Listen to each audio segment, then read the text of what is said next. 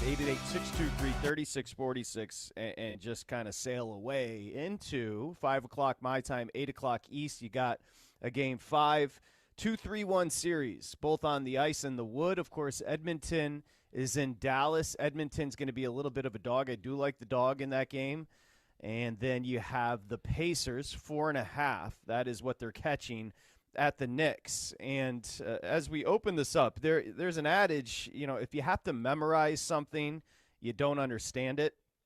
And that really encapsulates the betting industry, where people are going to waterboard you with statistics and metrics and analytics. And the more information oftentimes that you see, now it's going to impress idiots.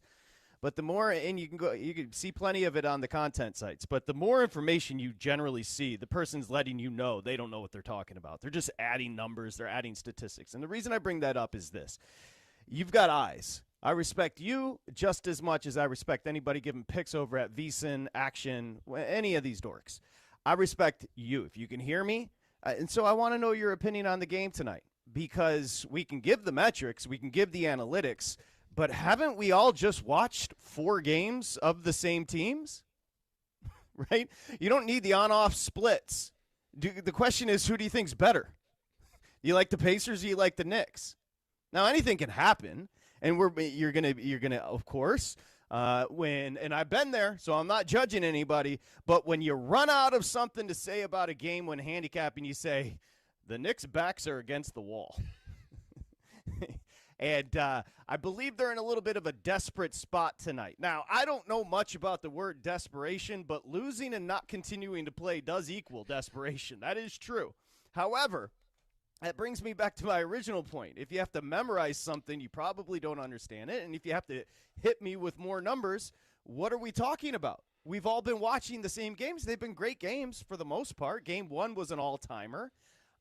Game 3, where the Knicks came back, and probably down 20, an all-timer with a cat performance in the fourth quarter that was electric.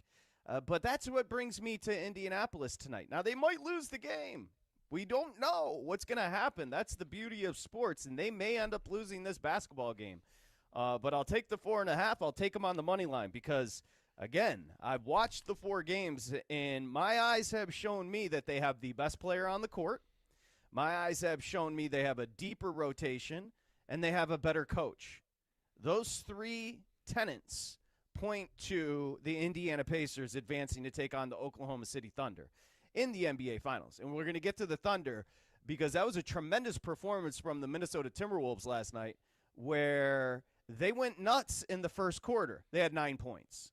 So, and you're going to hear from the face of the league, the next face of the league, and that is Anthony Edwards after the game, talking about his disappointment or lack of disappointment, which isn't going to be good for his candidacy for face of the league. Okay, so we'll play that for you. But again, don't get bogged down, although you should become a pro, vsin.com/subscribe, and go check out the plethora of picks. And you can use the promo code SIRIUS. But I trust your eyes. I trust your basketball acumen. And you've been watching this series. So you tell me. 888-MAD-DOG-6, 888-623-3646. We're going to go to Mr. Net Rating himself, Dustin Swedelson, and he's gonna respond. Dustin, your thoughts? The number, since you started speaking, has ticked a little bit down to 4. It's now Knicks -4. And to go with your theme here, I'm just curious. When the bookmakers post the number of Knicks -4, other than the desperation you cited, how are they coming to that number? It can't be basketball play. It can't be watching the actual game action, because if we're going to go minute by minute and say if we were evaluating in that moment who's the better team in this series, outside of, a little chunk on Sunday night and a chunk of game 1, Indiana has completely dominated every other minute of this series. There's been no point where, as a Knicks fan, I felt good watching them saying, you know what? They're in the driver's seat of this series. They're definitely dictating how this game is going to go. It's going to be played to the style that they want to play. Yet here they are laying 4, and the only reason that number is 4 is because they, quote-unquote, need it more. It feels like a miss to me. There's going to be a built-in home court. And in basketball, I don't know, you want to give 2.5 points, something like that. And then there's going to be a desperation angle, and then the market's going to get a hold of it and say, I believe the Knicks in a must-win spot are good enough to beat the Pacers. That's really what it comes down to. Again, I mean, you laid it out. The Pacers have been the much better team. I really, at this point, SGA greater than Ant at this point in their careers, and that's where I'm at with this series right now. There's a lot of empty calories. There's a lot left wanting when watching Jalen Brunson at this point. Does he feel like he is making his team whole? The answer is no.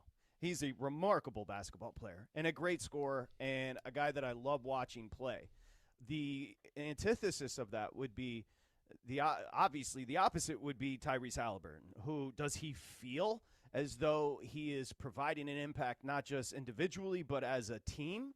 Yeah, he has an impact on the game. The 15 assists and no turnovers is as clean as you can possibly imagine at this point throughout whomever you want to discuss at the point guard position.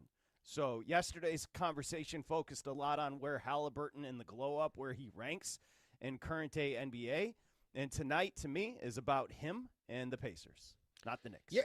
And he's shown us a few times now, he's not scared of the moment. This is a guy who's thriving in these clutch situations, and he's carrying his team, and he's making his teammates better.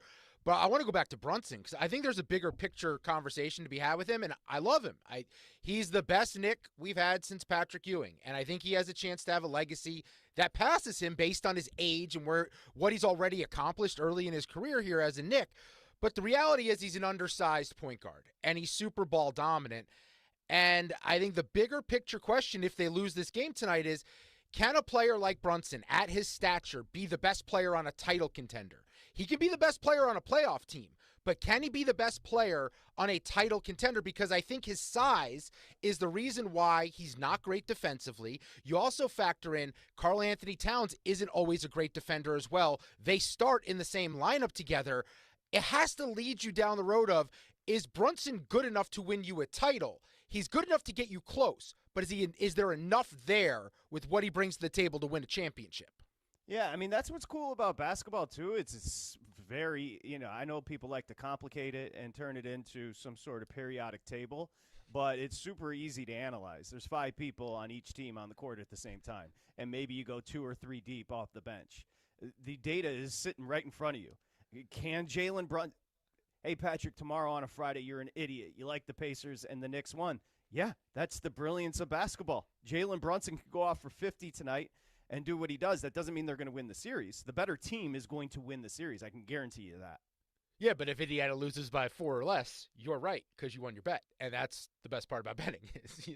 You may think Indiana can win outright, but you're catching those points here. There's a lot going. Also, I should note, Karl Anthony Towns, Tom Thibodeau about 40 minutes ago said he is a game-time decision with that knee injury. And then the big question for the Knicks is they made the adjustment in the starting lineup.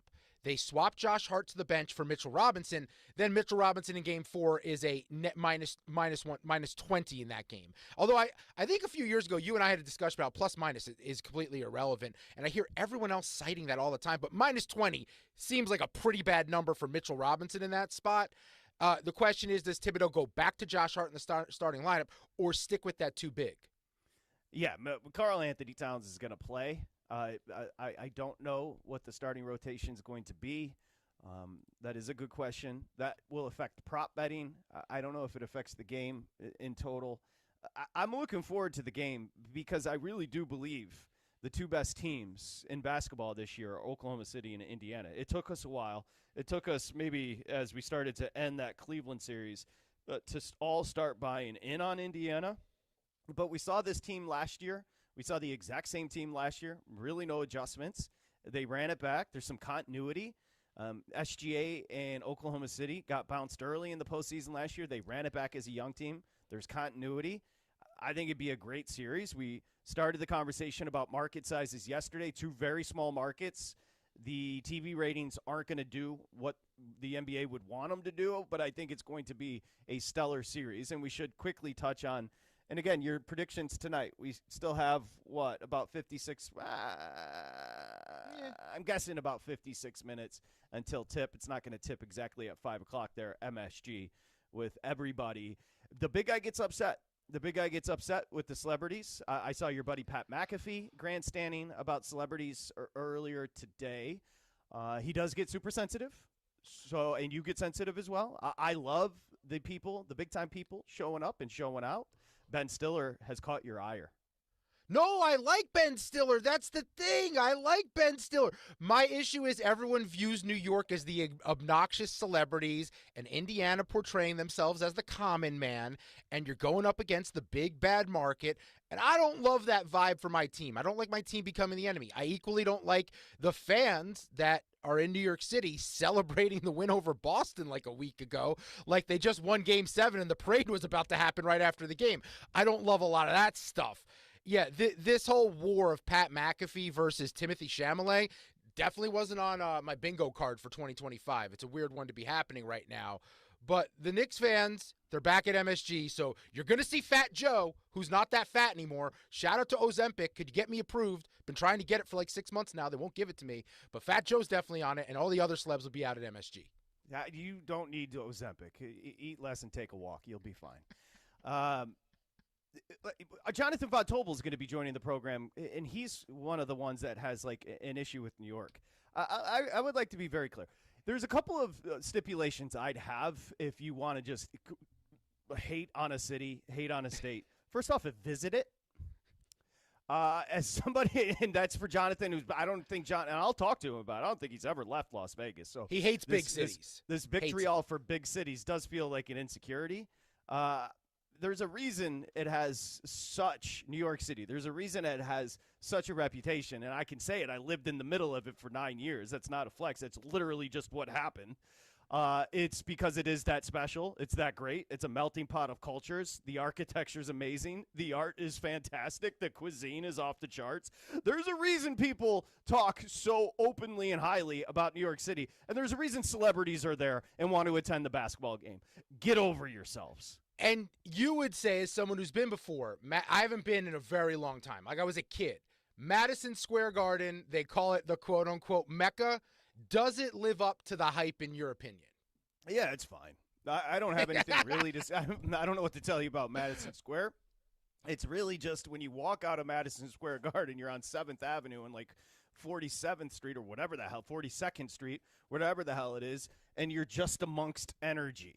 And that energy is awesome. And that the Mecca is because of where it sits, not because of the building. The building's just a bunch of concrete. I'd also add TNT a little bit ago coming in from a break. They showed the aerial shot of Manhattan, which you're used to seeing during sports events where like New York teams are playing. But this is actually one of the two teams that can actually claim that shot, right? The Mets can't. They're in Queens. The Yankees are in the Bronx. The two football teams are in New Jersey. Only the Knicks and Rangers can claim that Manhattan overhead shot that you see before every single game. I think that matters here. It does matter. You're right. And when you see that I don't know what that means, but when you see that overhead shot, you do realize the marvel of human ingenuity. What? It's this little island. That is insane. What they did that? That's crazy. So anyway, back to the basketball. I got sidetracked on the celebrity stuff. I really don't understand it. The idea, the concept of crushing somebody like a Chalamet, who's tremendous in the Bob Dylan movie. I told you I saw it. I really liked it. He was tremendous in the movie. But the concept, how many of the other dumbasses are traveling? Oh, he takes a private jet. Did you? Did you fly commercial and support your team? Stop it. Well, and then there was another wrinkle attitude. So it's McAfee for Chalamet, but then John Cougar Mellencamp, some friendly fire on Pat McAfee. So a little Indiana versus Indiana. Mellencamp upset that McAfee called everyone out because it's not like Indiana friendliness or something like that. Something about offending people visiting your state. Yeah, I don't know. I think you could ask people around Mad Dog Sports Radio. One thing we do know is Pat's very sensitive. Thin skin would be the way to put it. I know you're a big fan. Certainly a tremendous broadcaster. I would never take anything away from his ability to run a broadcast. I would just say the big guy locks in every single day when he's not listening to Cody and Decker. But anyway, I digress. 888 Mad Dog 6. Hey, happy birthday to Mike in the OC. Today is his 64th birthday. You know how I know? Because he called Adam Shine to tell him today on the air. You know what? I was curious because he tweeted a picture of donuts, and I thought maybe Shine had sent him the donuts. No, he was letting everyone know he bought donuts for his birthday and then tweeted Adam Shine to let him know. Okay. The Knicks are in a spot. You know what also it makes you wonder? If the Knicks were to get bounced tonight in 5, the question then becomes, was this a successful season for the Knicks? Obviously, it's a successful season. I don't even understand that question. They're in the Final Four. That's a great season for anybody. Eastern Conference Finals, yeah, you'll sign up at the beginning in October or whenever it is every single year. So we're going to take that and put it in the successful box. Your perception of it can't change once they lose. The destination was to get there. Obviously, the finals. However, once they do get bounced by the Pacers, what's the next move? This is your basketball team. What is the next move to improve upon what they've built? The two most common ideas being thrown out there, and I'm not going to say that they're logical or likely. The first one begins with trading for Giannis, which I don't believe is likely. I think there's a lot of rules that's going to make it very difficult to trade a guy like Cat and a guy like Bridges, and I don't know what else you have to give up to get Giannis when that's a franchise in Milwaukee looking to rebuild. They want young players. They want assets to draft their own players. I'm not sure they're looking to bring in Cat and Mikal Bridges and someone else and kind of drop their ceiling, but also raise the floor of this potential rebuild. I don't know how likely that is. The other one people keep saying, and I've come around to the other side of it, is you fire Tom Thibodeau. The idea that he's always the guy before the guy. People keep saying, you were saying. I'm realizing I'm wrong. You can't do it. You got to let him make adjustments with the team he was given. They added 2 major new pieces in this offseason. And while I don't think they use Mikal Bridges properly, I think that they can find a way to do it this next offseason. They've made adjustments by adding better wing defenders, realizing that's how you get past Boston. They did that. That was part 1. They're acknowledging now that they don't have the depth necessary to make these playoff runs like some of these other teams have. I think that will be addressed in the offseason. I think you give him, with the way he's built year after year the last 2 years, Tom Thibodeau's earned the right to come back next year and see if he can go one step further. You know I'm only saying it because you said like last week you wanted Michael Malone coaching the team. Yeah, and then you know what I thought about? I spent a lot of time thinking, what does Michael Malone bring to the table as a head? It was painful. What does Michael Malone bring to the table that Tom Thibodeau doesn't? And you know what I realized? I know nothing about Michael Malone as a coach, and I'm not going to pretend I know X's and O's or matchups or how to handle certain things that go into being an NBA head coach. All I know is he won a title. He's the best player in the world. I'm sure he's a fine coach, but I don't know if he's an upgrade over Tom Thibodeau, and I've watched Tom Thibodeau take this team a year ago that was banged up in the last round. They're now in the Eastern Finals. He is not the thing holding them back from being a championship team at this moment. That was a plot twist. The big guy now planting the flag for Tibbs. You like to see it. Hey, you also planted the flag for the Oklahoma City Thunder. We're going to come back and discuss them. Best team. Never going to get the respect I deserve. Just never, because the one game I watched in February and declared them the greatest team of their little generation here. It was one. That's a basketball knower, people. Hey, I'm always a little behind you. You're listening to a basketball knower with a big ego. But it is true that I watched a random Sunday night game in February and came back and said, there's no chance this team doesn't win a championship. You go mark the tape, as Adam would say. You can find it. I came back on that Monday and said, hey, we found the championship team. I watched one game. Yeah, and I doubted you. I doubted everyone. I didn't believe it till I saw it with my own eyes. In fairness, you had watched one game. I'd probably watch 0 at that point. And it's one of the more spectacular teams we've ever seen. And I think it's sustainable. I think it's real. Everyone gets annoyed at the how many championships they're going to win conversation. That's not what it's about. It's about that I don't know if we've ever seen a team this young. Average age is 24 years old. They have one 30-year-old on the roster with a ton of draft picks in the future. The position they're in to set up the future, I believe, is unlike any team, if they win a title, coming off a title, has ever been in. That's crazy when you say now, to be 24 again. Am I right? But it's crazy the arc of an athlete. And it's why whenever I do talk to athletes, most of the time when you talk to an athlete, it's super boring. But if you get an athlete that's willing towards the end of their career to expound upon the concept of being spit out of their identity into life where you're like 33 or 34 years old and now try to figure it out. Because if you think about the fact that the 25-year-old average on the Oklahoma City Thunder, the fact that they're like dialed in and about to win championships. When I was 24, I was dialed in on Jaeger bombs. And trying to chase Kulo, you know what I mean? So like, there's no the arc of a basic dude like myself, as compared to Jalen Williams, it just does not add up. Like, these guys are finely conditioned, mentally, physically, and they're 24 years old and chasing championships. And I was chasing ass in Charleston, South Carolina, at Pose on Sullivan Island with my drunk friend Josh. And I'll add and wasn't to that, successful, by the way. I'll add to that to walk back some. I still agree with my sentiment, but maybe I was a little too harsh on Anthony Edwards. You're mentioning 24, to be 24 again. Anthony Edwards is still not 24. Yeah, you're having a lot of self-realizations. You weren't battling with me about the Oklahoma City Thunder. You were battling with yourself. And you were battling with wanting to be different. Yes. And sometimes when you see greatness, you have to recognize it. And that is Oklahoma City. We're going to come back and talk about them. Let's get the predictions in for the Pacers-Knicks coming up tonight. It's 4.5 on the number. 888 Mad Dog 6, 888-623-3646. I'll say this. I believe it's minus 650 to win a championship. So you're not going to get any value on betting Oklahoma City. The Pacers will give them 5 games. The Knicks, where's the broom? This is a championship team. And then the rest of you who got pissed at me when I said 2.5 championships, 6 seasons, which side are you on?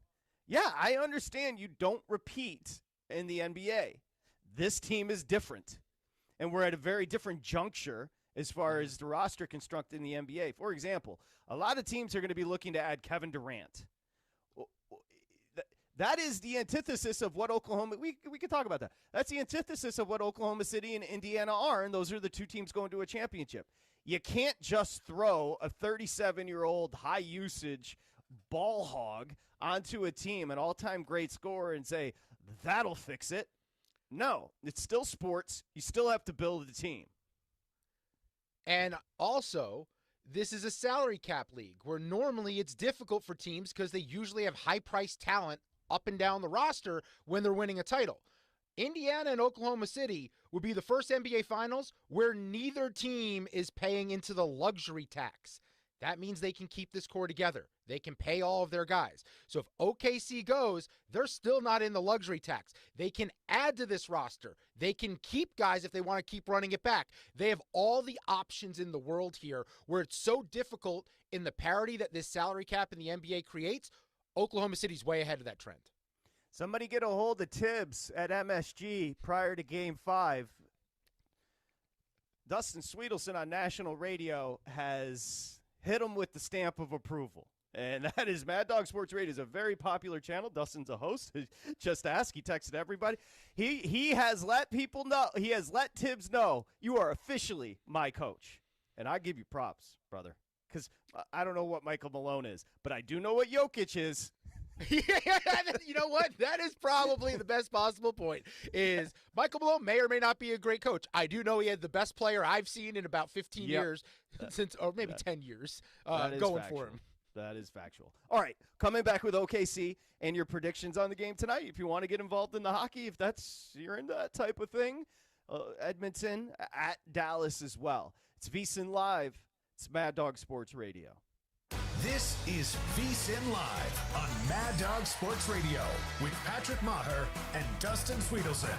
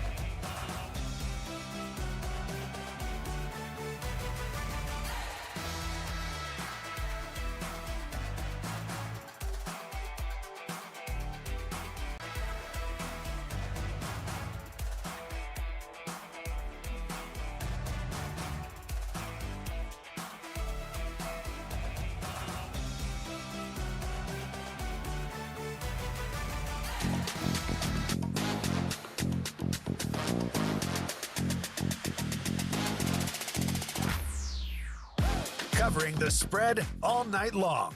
This is VSiN Live on Mad Dog Sports Radio. Here's Patrick Maher and Dustin Swedelson. Did you say you had a report, big guy? Or is that Report something coming. else? Yeah, Ian Begley. The Knicks are going with Karl Anthony Towns and Mitchell Robinson in the starting lineup for Game 5. Double bigs. Josh Hart will remain on the bench. You hate to see a team start adjusting their strategy in an elimination game. That sounds Does feel like a confidence play. feels like a little bit of desperation from the Knickerbockers. VSiN.com/subscribe. You can sign up now. Get the plays. All the picks, the guides, the betting splits are available through August 1st for $19. You see it on your screen there, YouTube at VSiN Live. VSiN.com/subscribe. The promo code is serious if you want the plays for tonight. And again, don't complicate it. Who do you got? Who do you think is the better team tonight? 888-623-3646. And that's the way we should go.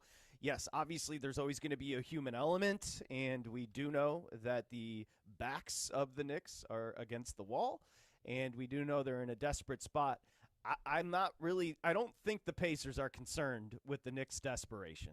That's the way I'd paint that. They didn't seem overly concerned with it in a pretty relatively easy victory the last time out. They were stinging from the Game 3 meltdown in the second half, the Pacers, so I think they got their bad half of basketball out of them. Could be proven wrong tonight, but I do like the Pacers catching the 4.5. Yeah, I also like the Pacers. I like them for the game plus 4.5. I like them plus 3 in the first half. I don't know why everyone assumes the Knicks, who are like notorious slow starters this year, are just going to come out locked in and jump out to an early lead. They've done nothing but have to play from behind just about every step of the way this postseason. I'm not buying it. Number just dropped to 4, back up to 4.5 total. Went down to 220, back up to 220.5. I also like the over, because I don't think the Knicks are able to slow down the pace enough, and Indiana just keeps pushing, and they have to play the Pacers style of basketball. All of that, Pacers over, that's where I go. Yeah, the 220 is curious because there's been 1 billion points scored in this series. The last time out, we had a ton of points scored. The expectation from the market is obviously the Knicks are going to clamp down on defense with that desperation. I do like the over as well. So we'll get your take on that. Now, last night, Oklahoma City advances. Again, a listless performance from Minnesota where they scored 9 points in the first quarter. Didn't do much the rest of the way. You know, maybe the fourth quarter when Oklahoma City had taken their foot off the gas. A 124-94 winner. So by my math, a 30-point win in an elimination game for Oklahoma City. SGA continues to be marvelous. He had 34 points in 33 minutes. The guy is just, he really is. He's incredible. And he is a lot of fun to watch. Silky smooth, does everything the right way.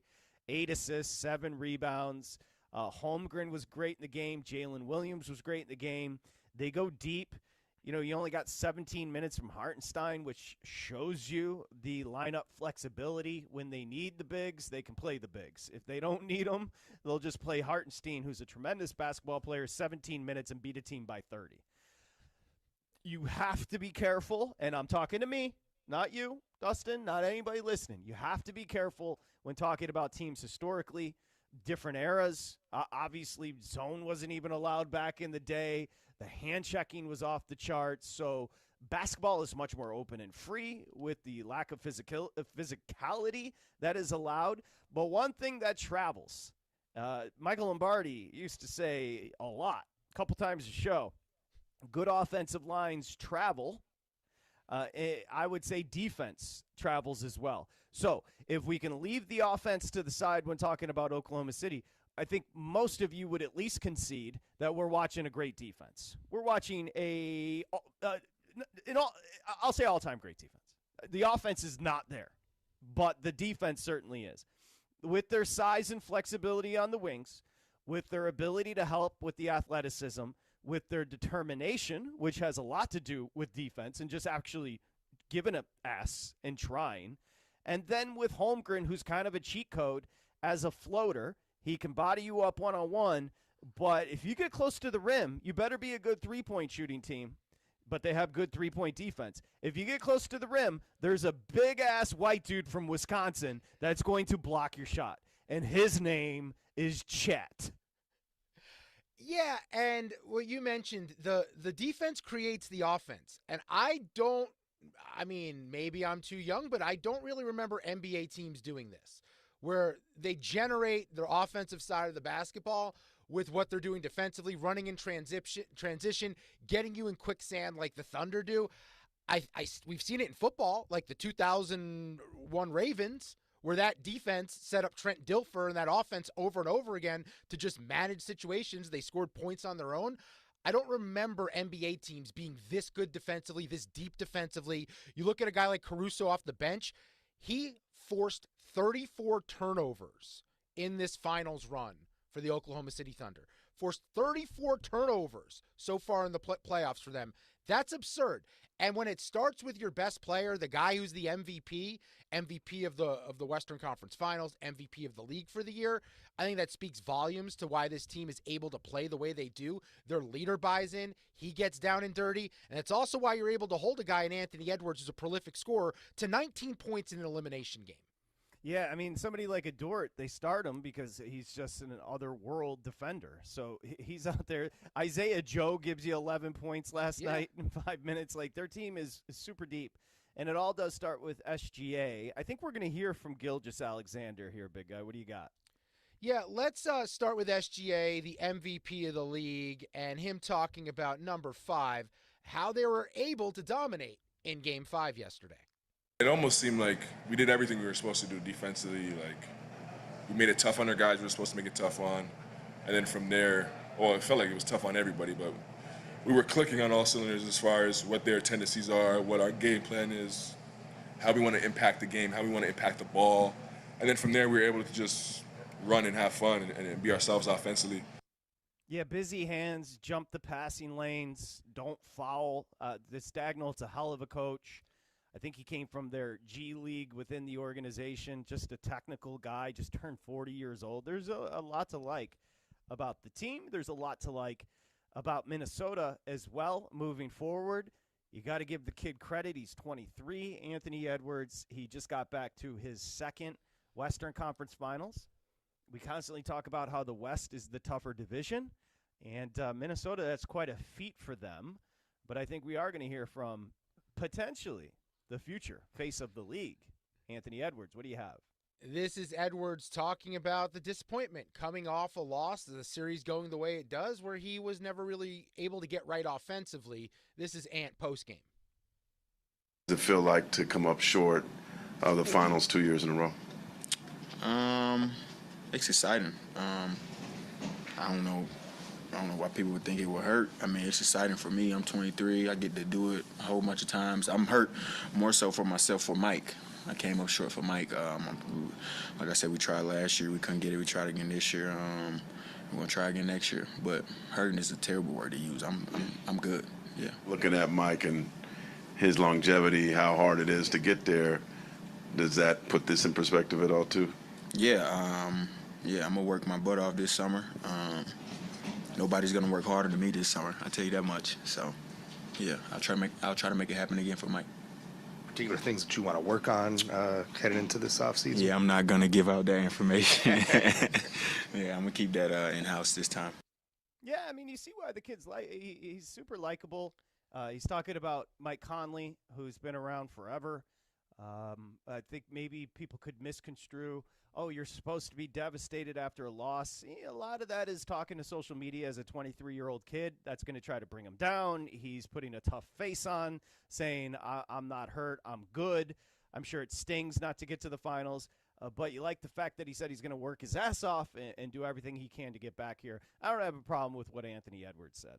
Absolutely not. He's 23 years old, and he's led his team to back-to-back Western Conference Finals. Most players that age don't do that, and I think this roster is going to look very different next year. You know, Randall's a free agent, and I think if they can find a way to get rid of Rudy Gobert, it's very clear he needs a partner to help spread the floor, because the more and more you watch this series, the way Oklahoma City's defense was, I don't know what other options Anthony Edwards had, because they could key on him the way that they did, and if Randall's shot wasn't falling, it was like, who's the offense coming from? It was basically like Jaden McDaniel stand in the corner and hoist a million threes. That's not a plan for success to get to an NBA Finals.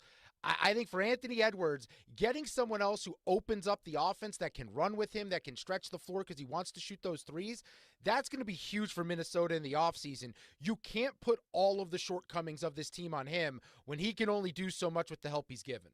I don't really know if this is it shouldn't be a declaration of negativity towards the Minnesota Timberwolves, and more just highlighting the greatness of Oklahoma City. I think getting a game in the series for Minnesota is a huge win. You're playing a great team. That's factual. You got a 23-year-old superstar that's leading the way. The questions about what Minnesota will do, I believe that Randall has a player option.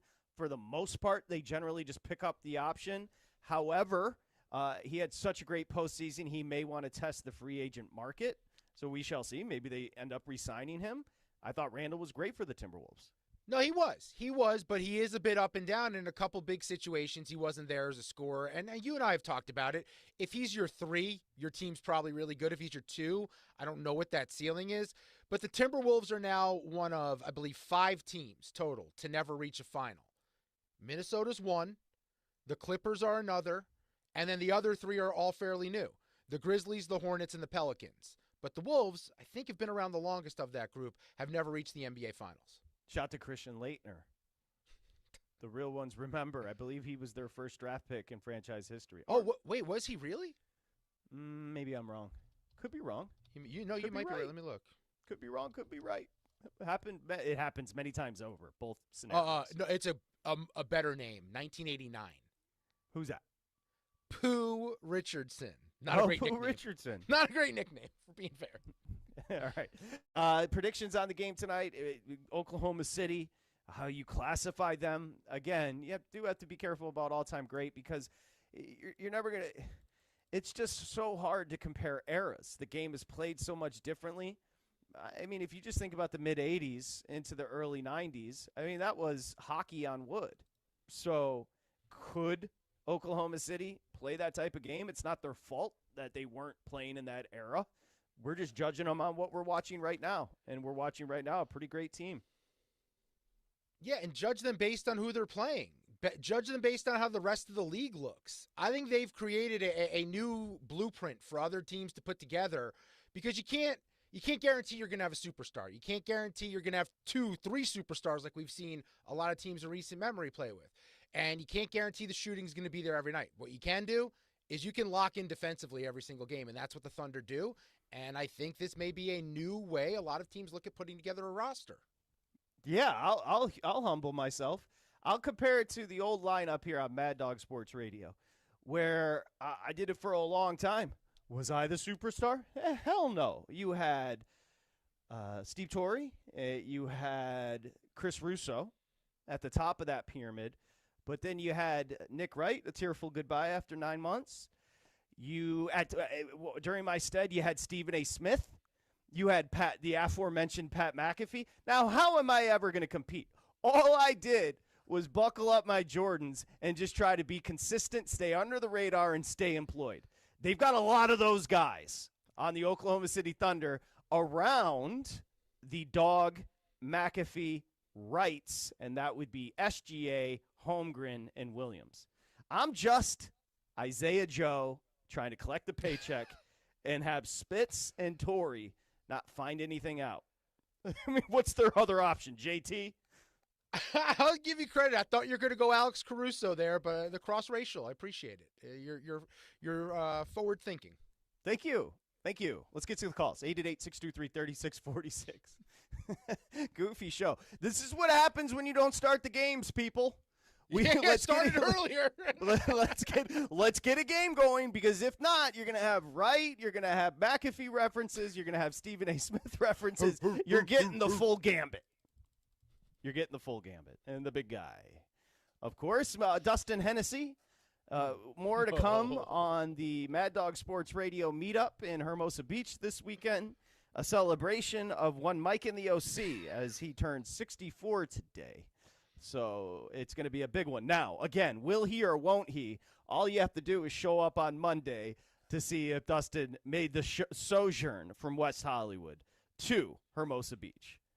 I guess, listen, if I'm a betting man, I know which way I'm leaning, but he surprises. He surprises. Correct? You don't know. You don't know what I'm going to do next. I have a pretty good feeling, but Yeah, I don't. you can surprise us. That's for sure. Let's go. Speaking of Los Angeles, maybe Hermosa Beach. This is Jim. Hi, Jim. Hi, guys. Thanks for taking the call. Sure. Hey, so I wanted to. I'm hoping you guys can convince me why does the NBA need a new face? I kind of love the idea of there not being a face, but a lot of what might be kind of the quote unquote up and coming stars competing with one another for why their town, why their city, why their team is the thing to follow. Why do we need a face so bad to replace the LeBron, the Steph Curry, the Durant, so on and so forth? Yeah, Jim, from your lips to God's ears, brother. Hey, can we pull up the dog clip? Oh, yeah, let me tell Brandon. Talking about the face. Yep. I swear to you, we tried to put a embargo or, don't talk about it anymore yesterday. I can't stand that I'm guilty, but I can't stand the face of the league conversation because, honestly, I don't even understand what it means. Okay, I didn't care until I heard people mention Anthony Edwards, and then I'm a donk, and I got triggered. I'll admit it. I hadn't thought about who the next face of the league was. I didn't. It never crossed my mind. Then people started talking about Anthony Edwards. I got triggered. I got angry. I didn't see what people were talking about, and that's how I got duped into this whole thing. But now I'm very passionately about it that it's not Anthony Edwards at the moment. That's unfortunate. It's unfortunate for me. Do we have the dog rant? I am working with. Hang on, we have to find it in the system. Okay, no problem. We'll come back and play it. Yeah. Dog was on ESPN. He was in between, I think it was Lil Wayne and Jeezy and MC Light yesterday, but he was able to get he was able to get some thoughts in, and I believe Dog not happy about the face of the league conversation. You'll hear his thoughts next. VSiN Live, Mad Dog Sports Radio. Sports Radio with Patrick Meagher and Dustin Swedelson.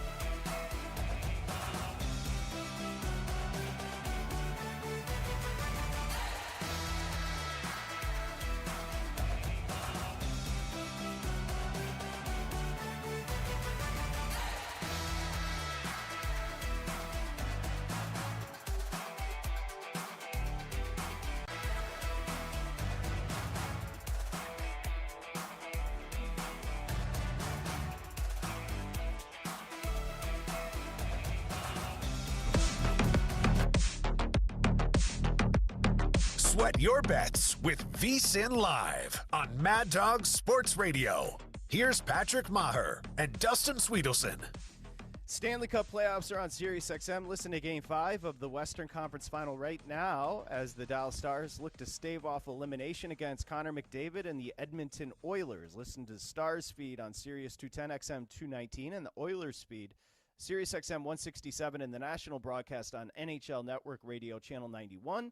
You can also listen to all the action on the SiriusXM app. Dustin Swedelson, I'm Patrick Maher. We are moments away from that game and puck dropping and obviously the basketball at MSG. Now, we've been talking about the face of the league, and far be it from me to do it better than who we're about to play. Look, if you're talking about the face of the NBA, let's move out of the way and let the face of Sports Talk Radio explain to you what is wrong with this conversation. Brandon, go ahead and hit it. Here's Chris. 23 years old.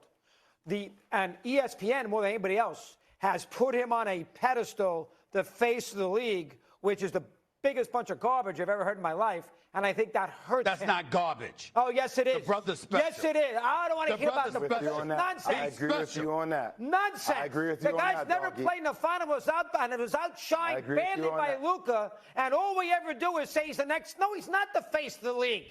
He plays in Minnesota, and they've never been in a final, and they almost got swept in a conference final last year. Let's take it easy. Will you please take it easy? Face of the league. That's LeBron. That's Bird. That's Jordan. No. That's a high we level. Didn't say He's he not was. at that level. We didn't say he was. We didn't say he was. The next we face said, of the we league. said Stop that with the when you next took face when of the you league. The next. Oh, nonsense. If you're Next not face. going, if you Win something. Win something. If you and then said, you if you can said, say that. if Win something. Oh, please. Or whatever. Win something. Be quiet. You be quiet. I'm talking now. This is who he sent home. This is who he sent home. He sent home Kevin Durant. He sent home Devin Booker, Bradley Beal, Jokic, Jamal Murray, and now LeBron and Luka. I mean, damn. We can't say next. We can't say next. Hold on. We can't say next. No, you can't. We can't say next. Well, No, LeBron you is second team All NBA. Because, LeBron is second team All NBA. He's still a superstar in this league. He's still a superstar. LeBron didn't play like a superstar in this league. But you be quiet. I agree. And thank you very much. We're not talking about face of the league. We're talking about the game, not face of the league. The game. The game. Why? I'm breathing heavily. Because people why am I embarrassed to say what I do? Well, like, if an alien came down and you were like, all right, let me explain the world, and you played them that, no, I'm just playing. That was certainly entertaining. That was Dog legitimately screaming about Anthony Edwards in the face of the league. Stephen A. trying to keep up, and then Wendy coming in there, and you could just tell Windhorse was exhausted and just like, I don't care about this conversation one iota. Yes. Can we talk about the game? Wendy would not like Sports Talk Radio if he wants to talk about the game. No. Because, I mean, just think about this. A Pacers-Thunder final, and the games are probably going to be sensational, it feels like, just pure X's and O's. And all people are going to talk about is nobody's going to want to watch because it's too small markets. So, I mean, that goes right into the Wendy thing. And Stephen A. was fighting, man. All of a sudden, Jay Williams joins Doggy side. Molly joins Doggy side. Stephen A.'s showing everyone's against him there. It's tough. Yeah, that was something. I don't know why the Windhorse thing stands out to me, because it's just like you feel his pain and his exasperation, but like this is just not the way sports talk has. It evolved or devolved. The games are a mere side project, and the issues are what we discuss. If we were to discuss the game in general, people would just be like, I'm out. And that, whether that's good or bad, that's the truth about sports talk radio these days. Chicken or the egg? Did society start caring about that stuff more, or did the sports talk start throwing those topics out there more and make people care less about the games? That's the question. You don't have the answer. No one does. Well, we tend to follow the trends. So my assumption would be it happened in a greater macro level as far as societal. It's probably social media. Yeah. If we're being honest, Yeah. people just eggs just get on and start spouting their nonsense, and people take it serious. I'm not saying you should take me serious. I'm just saying. No, it does feel like social media was kind of the beginning of the end of society in many ways. And I also feel for Wendy because in that conversation, Wendy's the only one whose entire living is covering just the NBA. These people who talk about everything are now invading his space and making it something that he's like, none of us talk about this, but you on the outside, you're all breaking down who the next face of the NBA is. Congrats. Yeah, there you Indiana Pacers catching 4.5, big guy. 222.5 is what I'm showing for the total. Yeah, that's the play. The over's the play. We've got Siakam over 20.5 points as the play as well. And then I like Knicks props, but I really like Siakam. I don't think the Knicks have a good answer for him tonight. Yeah, I like the over 2. Dude, where did it open? I'm just curious. That's a good question. Let me pull that I'm sure up it's real gone quick. up. 220-ish? Because it's 222.5 is what I'm seeing. And what was it? Game on Sunday was 224. The game on Tuesday, I believe, was around 219, 220 was the total. And I'm pulling my screen up now. It's loading as we speak. This one opened 223.5. So it's dropped. And we had 251 points scored on Tuesday. We only need 220. We only need 223. We only need 223. Now, we are going to, in just a bit, bring in our sharp friend, Jonathan Von Tobel, who he's an NBA expert. He's going to be appalled that we would bet the over in this game. Yeah, I guarantee it. He's going to come on and call us idiots and then bomb on New York City. Jonathan Von Tobel joins us prior to tip-off next here, VSiN Live. It's Mad Dog Sports. Covering the spread all night long. This is VSiN Live on Mad Dog Sports Radio.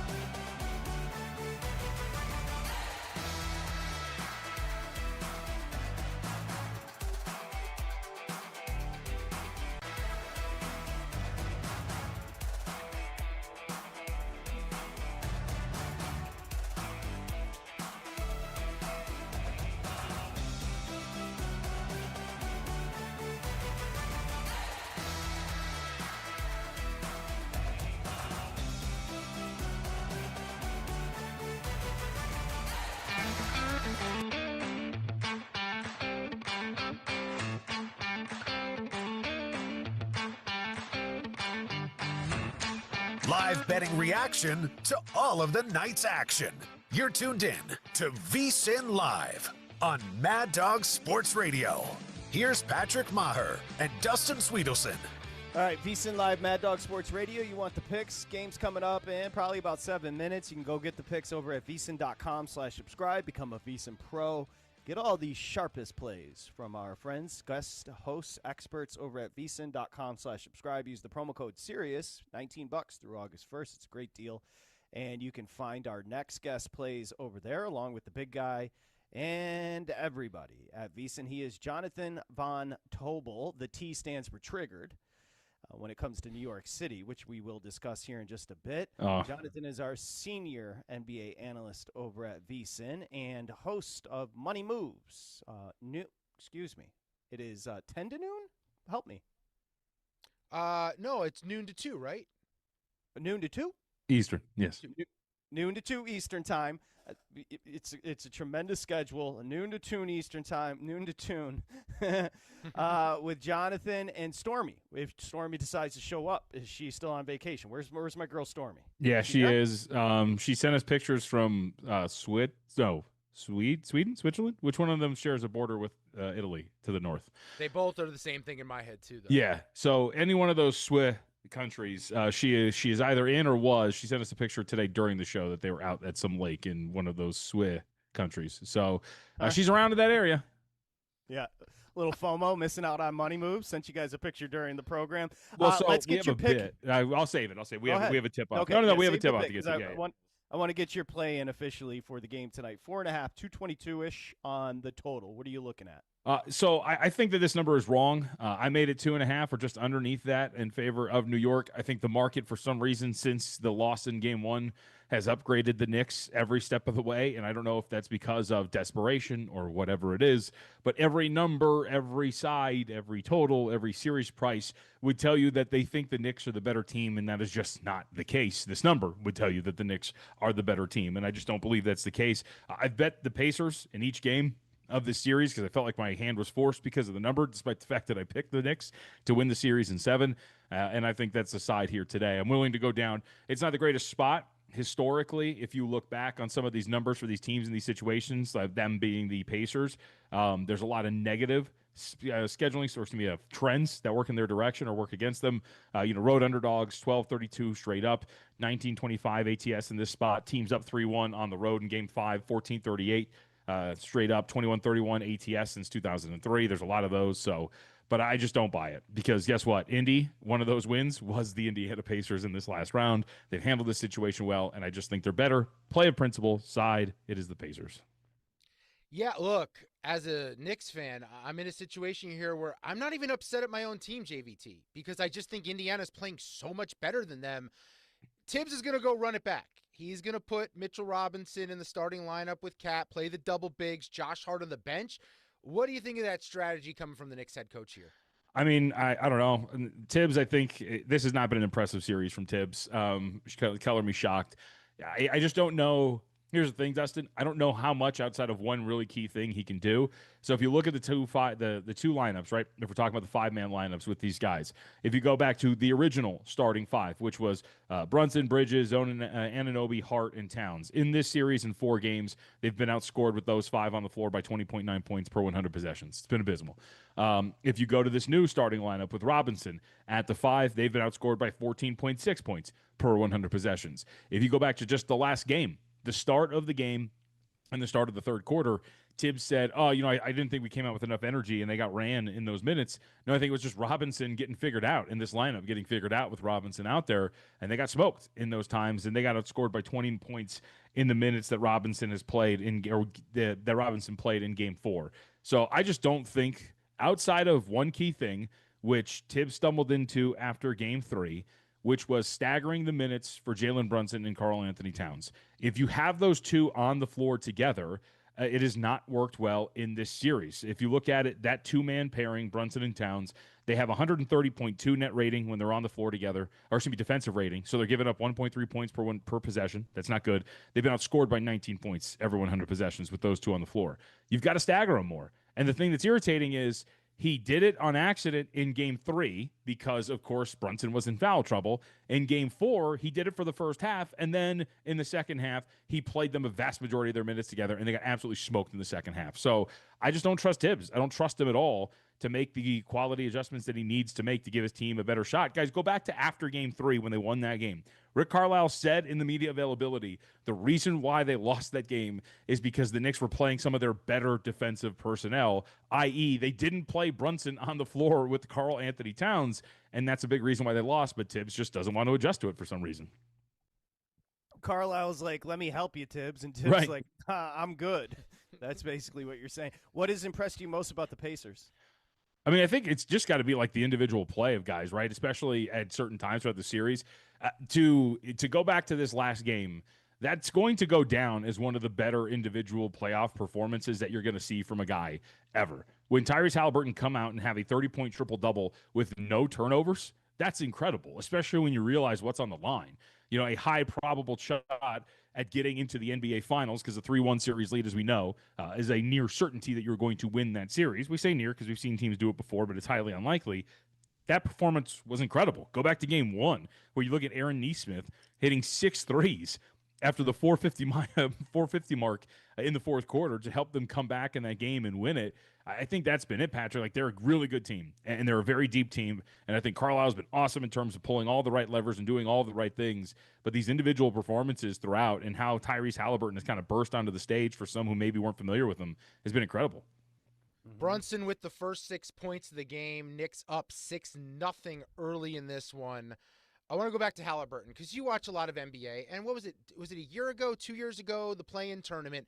Halliburton looked like, oh, he's figuring it out, and then other things happened where it feels like he might have taken a slight step back from that, but he was also playing out of his mind. Where do you see the ceiling being for Tyrese Halliburton? Has he reached it? Is there potentially more there? Like, what have you seen throughout his career in the growth? And by the way, I think you mean the in-season tournament, not the play-in tournament. In-season, yeah. When they went, they eventually took on the Bucks, and I think I can't remember who they lost to, but that was like peak Halliburton. And you mentioned the downtime. Look, remember that coincided with a very serious injury that he had suffered. So, like, the time that he had kind of taken a step back this last year and a half, it was mainly, I think, due to an injury. So, I think he's a great player. I don't know where you want to put him, top 10, whatever. Like, those conversations are kind of mind-numbing. But to the point of, like, where's the ceiling? How great can this be? Dude, they're set up for a pretty solid window themselves if they get to this NBA Finals. Now, I think what they might – it's like a diet LeBron in that – you know, LeBron's biggest issue was that he ran into the Golden State Warriors, right? Like, the Warriors were built in the same timeline that LeBron had, and so he didn't get to win as many championships. Halliburton might run into that because guess what? The Oklahoma City Thunder are really freaking good, and I think they're going to stop a lot of people from winning championships.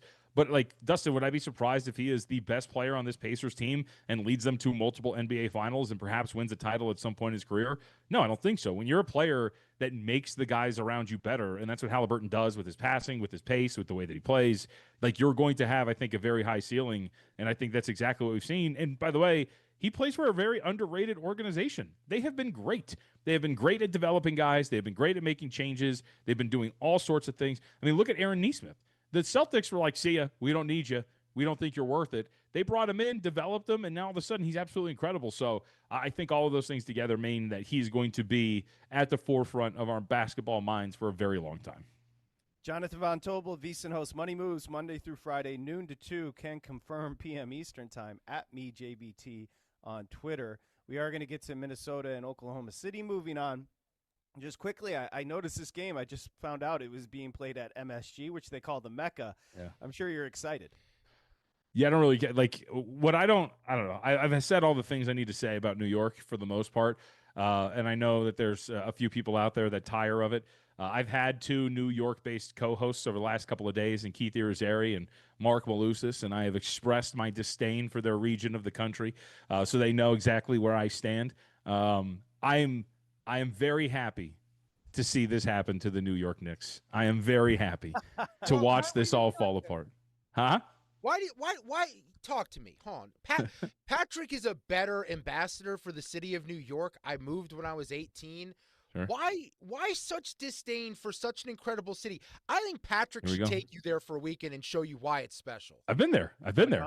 I've been there. I mean, we can go. Where did you go? You went to Times Square, the Statue of Liberty. Let Patrick show you how cool the city can be. I didn't go to Times Square, I walked through Times Square, but I walked like through it. There was like some random pizza place that myself and John Murray, director, actually now VP of the Westgate Superbook, and I went to. Actually, I still say, this is the positive thing I say about New York, the most single powerful experience I've ever had in my life was going to the 9/11 Memorial Museum. I really enjoyed my time there as much as you can for something like that. And it was a very, very moving experience to go and see that. And I very much enjoyed that. Dustin, what irritates me is, again, the arrogance of if you don't make it here, you're not going to make it anywhere, kid. You hear it all the time. They're elitist, and the city's not that great. Congrats on to pull a JVT. What? That's not the phrase. Is if you can make it here, you can make it anywhere. Whatever. Okay. Thanks again, proving my point here. It's just what it is every single time. And by the way, because it extends out to media coverage. I'll give you an example. Right. What's his name? SI Media Podcast. Jimmy Traina. Right. So 3 weeks ago, he tweets out about Russell Wilson, and he goes, his shtick's not going to do it here in New York. And I'm like, what are you going to do? Beat him up, Jimmy? What are you talking about? That's not going to last here. What does that mean? He's always that doesn't work anywhere. He has worn out his welcome at multiple places. He was actively clowned in Denver for doing up downs or whatever he was doing on the team plane.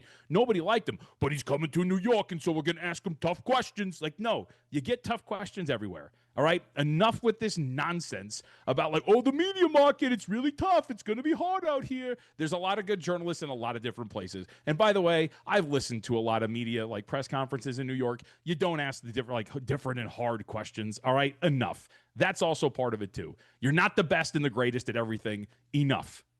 See? You started by saying, I feel like I've exhausted this. And then you just started ramping up. Dude, I'm telling you, ramped up. I know plenty of people from there. They're wonderful people. I'm friends with many of them, Dustin included. I always reserve judgment for any interaction I have, but New Yorkers as a collective are annoying. And by the way, because I have a lot in my mentions who are you're being really mean. I thought you were the tough. I thought you were the tough city. That's fair. I thought you guys were so great that all of our opinions didn't even matter, and yet every single time I got something to say about it, I got these snowflakes in my mentions. You can't say that about New York. What happened? What happened, tough guy? What are we supposed to do? I thought you're supposed to let it roll off your back. What's going on? How did Malusis take your rant? Mark was great, actually. He laughed. I got out of Mark I have to pay my own way, but he offered to take me to a Rangers or a Knicks game. He's like, I got to change your opinion on New York. And I was like, all right, yeah. If you're going to get the tickets, I'll find my way down there. 10-5, 8:42 to play. The Knicks do lead. Indiana struggling early offensively. But again, it is very early. Jonathan Von Tobel joining us. Brunson trying to get something working, does get a foul call here, so we'll keep you updated. Again, 10-5. Brunson down. It looks like he's banged up. Let's see. He is going to get up. His teammates are going to help him because that's what people in New York do. They offer a helping hand. That's right. By the way, have you noticed that like Timothée Chalamet, very relatable guy, has gotten progressively douchier as the season has gone, or as the series has gone along. The outfits have become richer and a lot less I can relate to that guy. He's going a little bit too New York by the end of this series. We got to chill.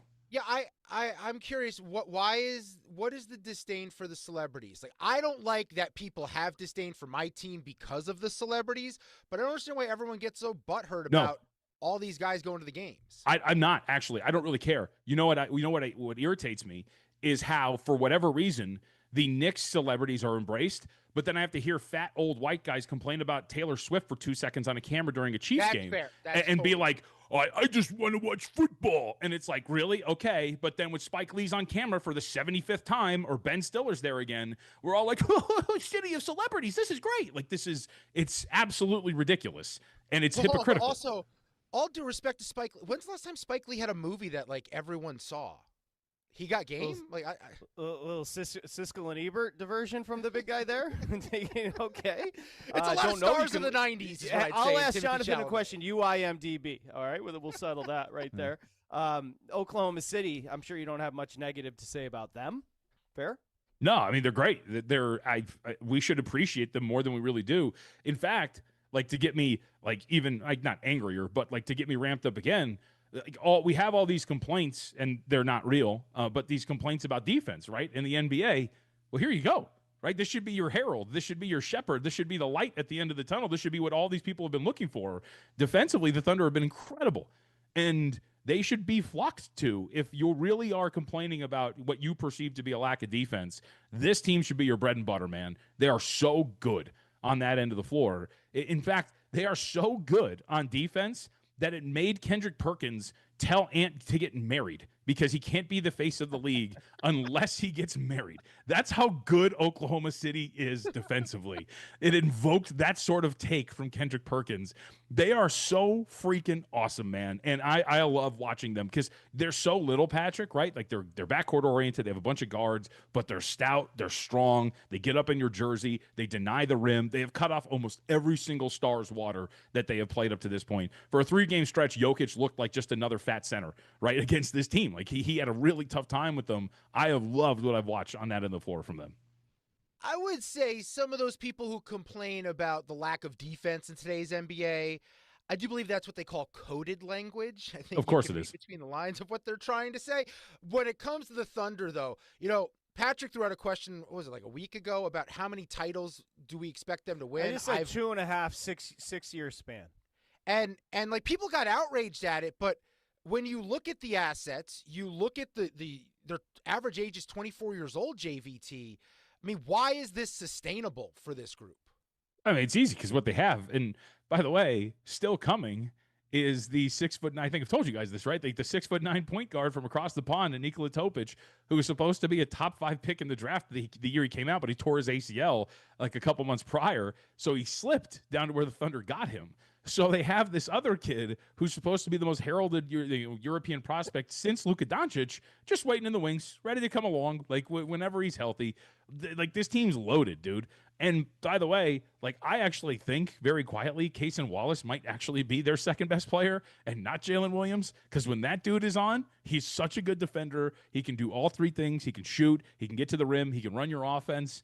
Like, man, if you go from top to bottom, there's so many things. And that doesn't even get into the draft assets that they have that they can eventually move to go and get somebody, whether it is Giannis Antetokounmpo, whether it is like a middling guy, whatever it is, that they can go and need, or if they need something at a deadline or whatever. So, like, this team's stacked from top to bottom with young talent, and that's the key word. They're all young, dude, and they're locked in and ready to go. Yeah, I share the effusiveness for Oklahoma City. That's why I don't think we should kill Minnesota too much, because that's just a great team. You got a game. You're, obviously Ant's 23 years old. What about Minnesota moving forward? I agree with you, Patrick. Like one of the things, again, to the point of John Von Triggert here, like that really annoyed me after the Timberwolves lost was just the coverage in general. And a lot of it was like, you got to shoot more, Ant. And it was like, well, like, yeah, that's tough to do, and it's like the best defense in the NBA. Like they were really sending bodies at him. But I do think there's a valid criticism of Anthony Edwards when it comes to a little bit of his passiveness at times when he's not on the ball. And the other is he does not have like a mid-range jumper at all. So, like, when you're getting triple teamed, when guys are converging at you, when you're trying to get within 4 feet of the basket, part of the way that you attack that is you can start to attack the soft area of the floor, and that's like that mid-range area. So if he can start to improve that, then I think that he is going to really start to flourish when he can add that to his game. But, like, overall, I think one of the big questions for Minnesota is their roster construction. They have gone big, right? They had Karl Anthony Towns and Rudy Gobert. Then they had Julius Randle and Rudy Gobert. And sometimes the spacing can be pretty clunky. And when you have a guy like Ant who either wants to get to the rim or shoot threes, that doesn't really help when you've got like guys in the dunker spot and all that kind of stuff that can easily their defenders can easily converge on you. I do wonder if you start to see them turn more toward the direction of getting a little bit more wide open, getting more guys that can spread the floor for him and becoming a little bit smaller and not relying on that too much. I don't know if that means moving on from Rudy Gobert. Remember, they do have to pay Julius Randle. That's going to be, I think, an interesting thing that we look at moving forward. But I think that's one of the things they should start to do and start to think about is adding more shooting around Anthony Edwards and putting some more lineups out there that can spread the floor and allow him to operate. Yeah, Alexander Walker, a free agent also off the bench. Naz Reid is a free agent, which I didn't realize. I mean, that guy's been awesome the last couple of years for them. They kind of discovered him out of nowhere. Yeah, a lot of decisions to be made for Minnesota. But going back to Jonathan Von Triggered, on a scale of 1 to 10, is Anthony Edwards the next face of the NBA conversation? How triggered does that get you 1 to 10? Nah, I'd say 2 just because I don't think it's a smart conversation. What triggers me is more the takes afterward, right? Like invoking Larry Bird and Michael Jordan and Kobe Bryant as family men and then saying you got to be like them and get married. That's stupid, right? If you actually search, it was funny. I actually Googled because I don't really have an idea of what Larry Bird was off the floor too much. So I just Googled right, Russ. Well, here's the thing. So I type in Larry Bird, right? The third, I'm not kidding you, the third autofill option was Larry Bird, deadbeat dad. Illegitimate daughter? Yeah, so that, Dustin, I think is what irritates me. And just in general, what irritates me, and I think it's part of a bigger topic that I think I've brought up to you guys before. I think, and especially at the same network, if you watch coverage of the NBA versus coverage of the NFL at the same network, just ESPN, take that for example, the NFL coverage is so much smarter. They actually break down X's and O's. They break down concepts. They teach the audience what they're watching. And I think us, especially those who cover teams and sports, your job as a sports journalist is to tell stories, is to cover things, is to be at these events and relay what is happening to the people who can't do what you do and relay it in a way that they learn and get better and then can enjoy the sport at a greater level. And I don't think any NBA media that has a very big platform does that at all. I think it just disintegrates into legacy talk and face of the league, and he's just got to shoot and all these sort of things when there's so much smart coverage out there, but it's just that people, I guess, aren't interested or whatever it is. That's what irritates me. It's the level of coverage and the topics that come out of what has been a great run for Oklahoma City. But we're talking about guys needing to get married and invoking serial cheaters and adulterers as the reason as to why. Yeah, the list was troublesome. It was ridiculous. But Colorado does exist. Right. Yeah. Yeah, it's a lot. The list was troublesome. So was the take, because the take was stupid, because it's Kendrick Perkins. What are we doing here, people? I mean, seriously. Did you see? Well, speaking of maybe you'll vibe with this, but what I also thought was funny, did you guys see Greenberg this morning? I saw the clip making the rounds. I couldn't bring myself to watch it. What did he say? Jalen Brunson deserves no blame for this series because he dragged a very average to below average team to the Eastern Conference Final. Well, below average. To his credit, if you were kind of tired, you got up when you heard that take. It's very true. The guy they shipped off 5 first-round picks for, Mikal Bridges, he called, quote, deeply flawed. Didn't think that when the trade went down. People didn't think that. Do you have thoughts on how to fix modern-day media, aside from the pristine coverage over at VSiN?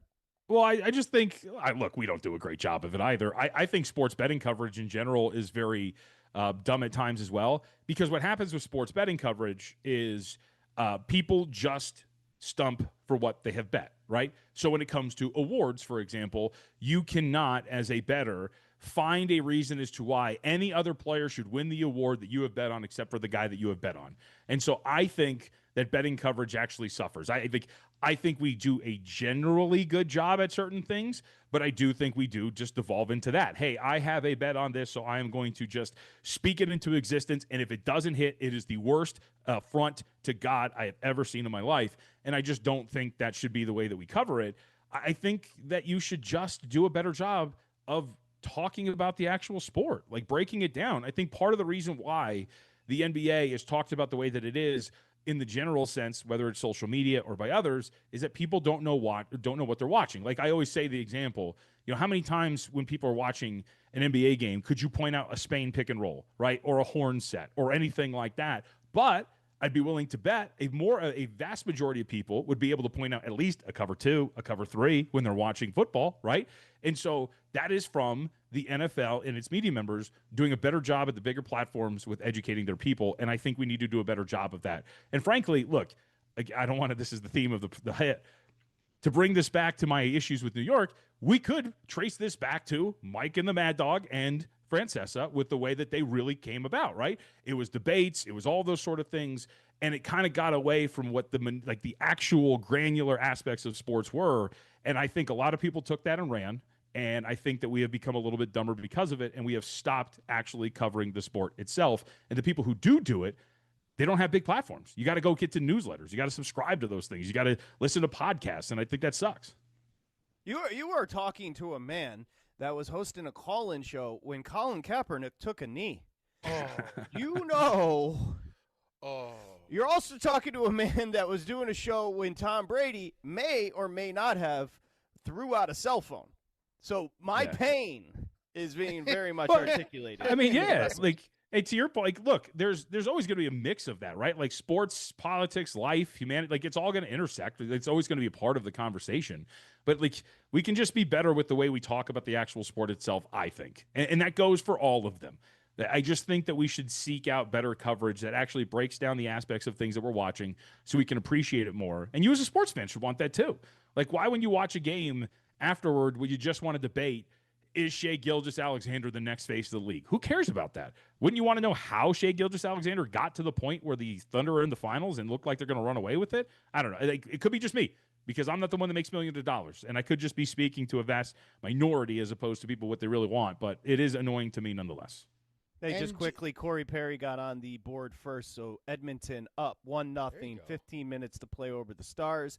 23-15, the Knicks. Brunson going off early, 3:41 to play in the first. Lead the Pacers. That's 25-15. Go ahead. Mm-hmm. Brunson with 12. His point prop was 30.5 tonight. So just 14 to be clear, points for Brunson. Oh, 14 now. Okay.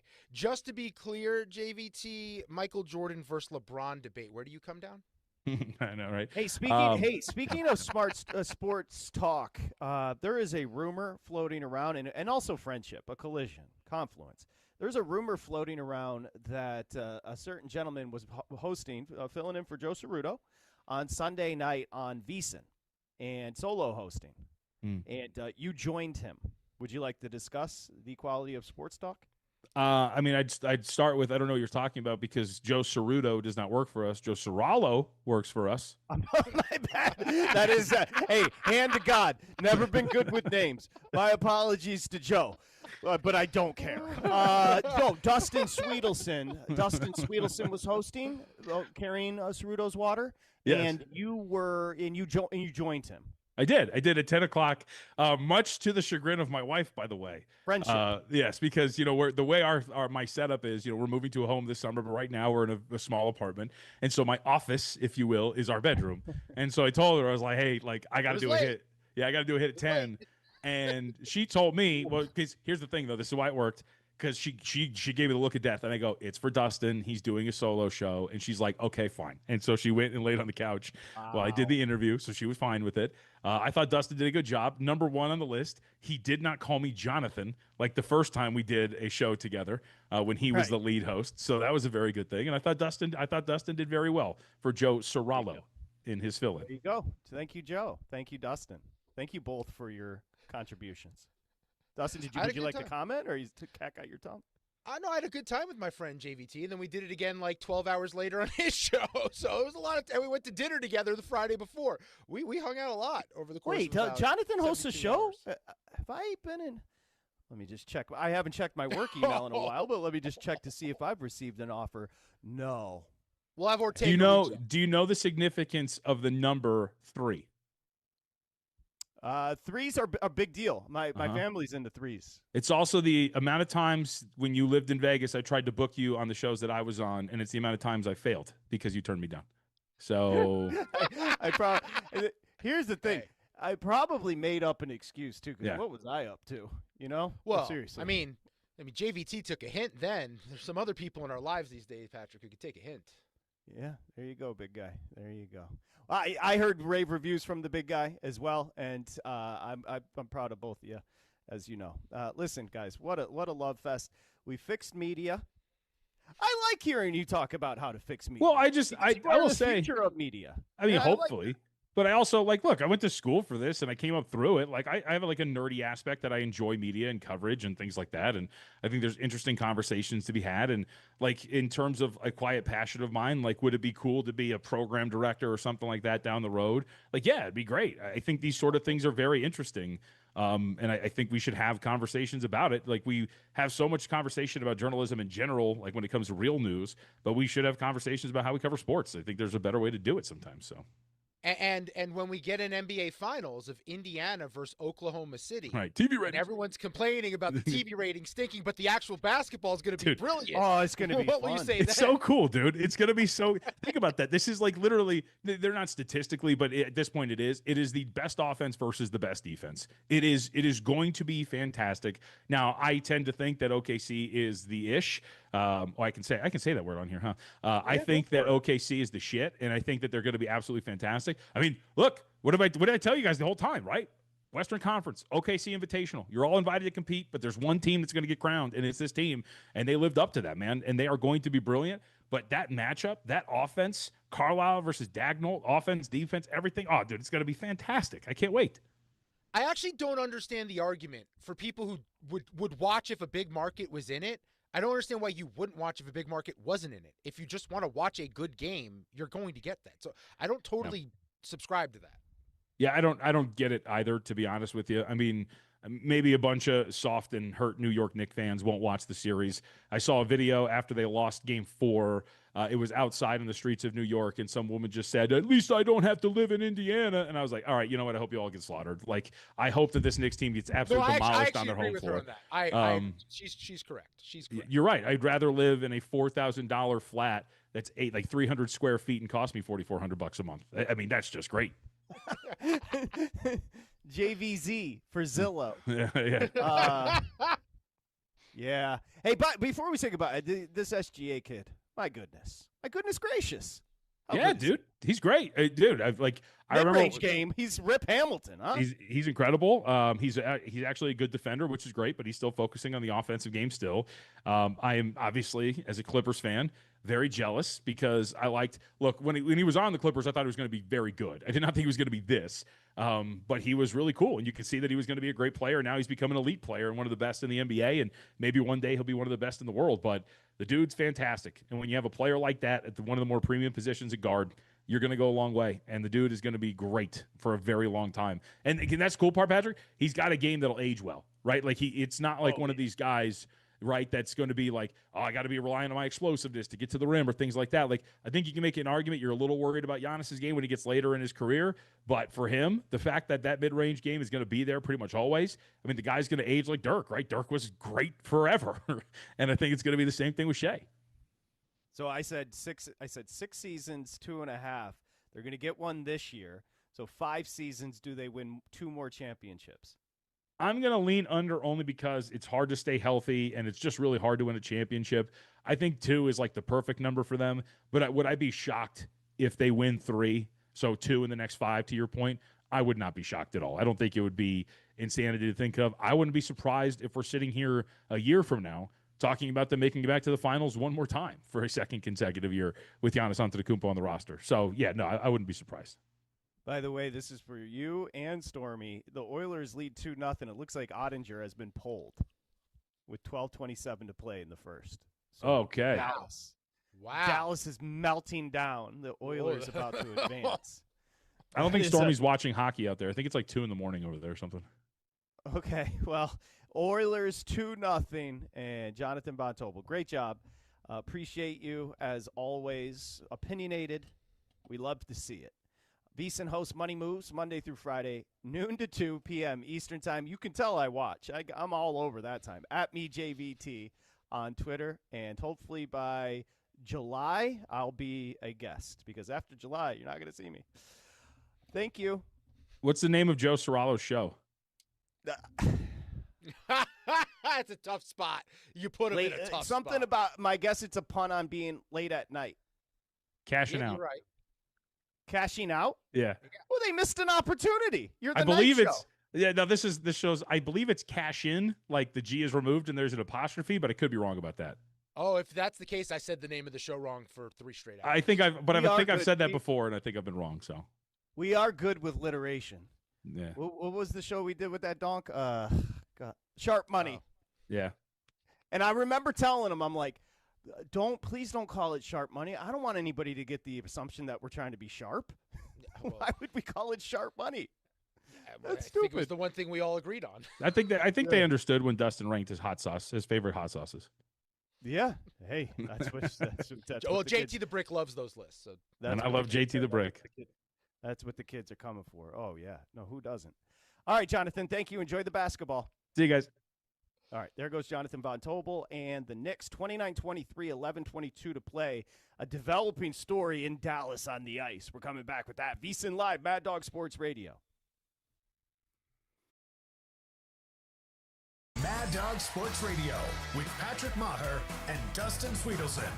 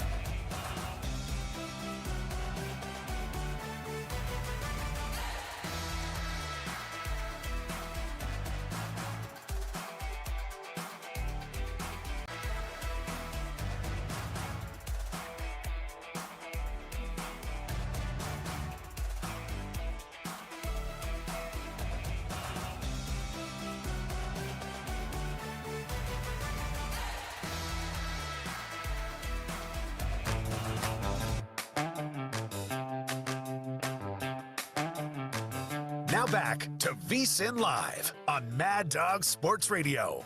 with Patrick Maher and Dustin Swedelson. We're going up and down. It's pacey at the Garden. 39-32, the Knicks lead, 7:54 to play. So we're on pace for our over. It does appear, but we're going to need them to keep it going. Oh, my goodness, we have a bloodbath in Dallas. And I'm not talking JFK too soon. Edmonton leads 3-0 over the Dallas Stars. I'm sorry, that was tactless. It really was. But it has been 90 years. But I did feel bad as it was coming out of my mouth. I was going to save it for closing tabs, but happy birthday to JFK. He was born on this day in 1917. More important birthday, JFK or Mike in the OC? Ooh, that is argue. the great debate. I heard Mythbusters is going to do a whole episode on it. It's 3-0 Edmonton with 9:11 to play in the first. And you bet Edmonton, right? Yeah, oh yeah. We got a boat race going on here, people. Wow. We've got a boat race. Plus money, too. Plus money. And they pulled Ottinger, the Dallas Stars, so yikesies. Hey, give me the updated total. Our buddy Steve has been holding forever, so I want to make sure I get to him. But give me the updated total just because I want to see if we're on pace here. You're talking about the NBA game? Yeah, the 222 we bet. It's down to 219.5, so it was pacing higher a bit ago, but we're now at 219.5 in this one.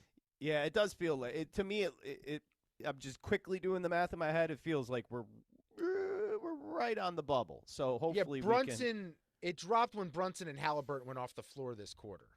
Okay, well, hopefully we can keep the scoring going. 40-32, 7:36 to play. So we'll hope that we can continue to get buckets as we did bet the over here. Yeah, the second unit for Indiana is struggling right now. And Karl Anthony Towns, I don't know what his numbers are, but he is aggressive. He's involved. And, he just missed an easy one. But he's been super aggressive. I've liked the way that Cat has been playing here. He's got 12 points, 6 boards, and an assist, and he's playing like a big man, and he's going to the rack. He's fighting for boards. He's going to the free throw line. I've liked his style of his game. You're going to see a play here in a moment where he thinks he should have gotten a foul, gets annoyed at the ref. This is where you hope he doesn't get in his head. This is where he psychs himself out of big games because he gets annoyed. He didn't get the foul, and it lingers over the course of the next few possessions.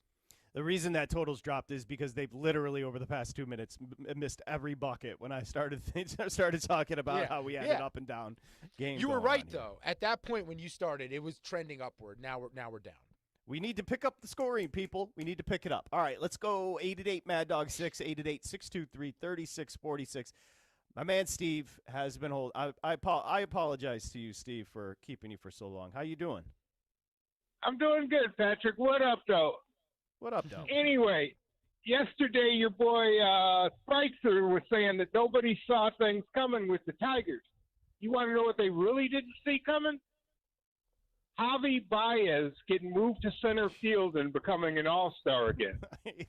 Which, to be honest, Steve, did not see Baez being a productive player on this team, but it's been an amazing run for him. If it wasn't for that big-ass contract he has, he wouldn't even be on the team anymore, the way he's played the last couple of years. But they moved him to center field, and all of a sudden he's the Chicago Cubs, Javi Baez again. Could be a special year for us, Steve. I'm right there with you. Yeah, but you guys almost caused a major wreck in San Diego yesterday.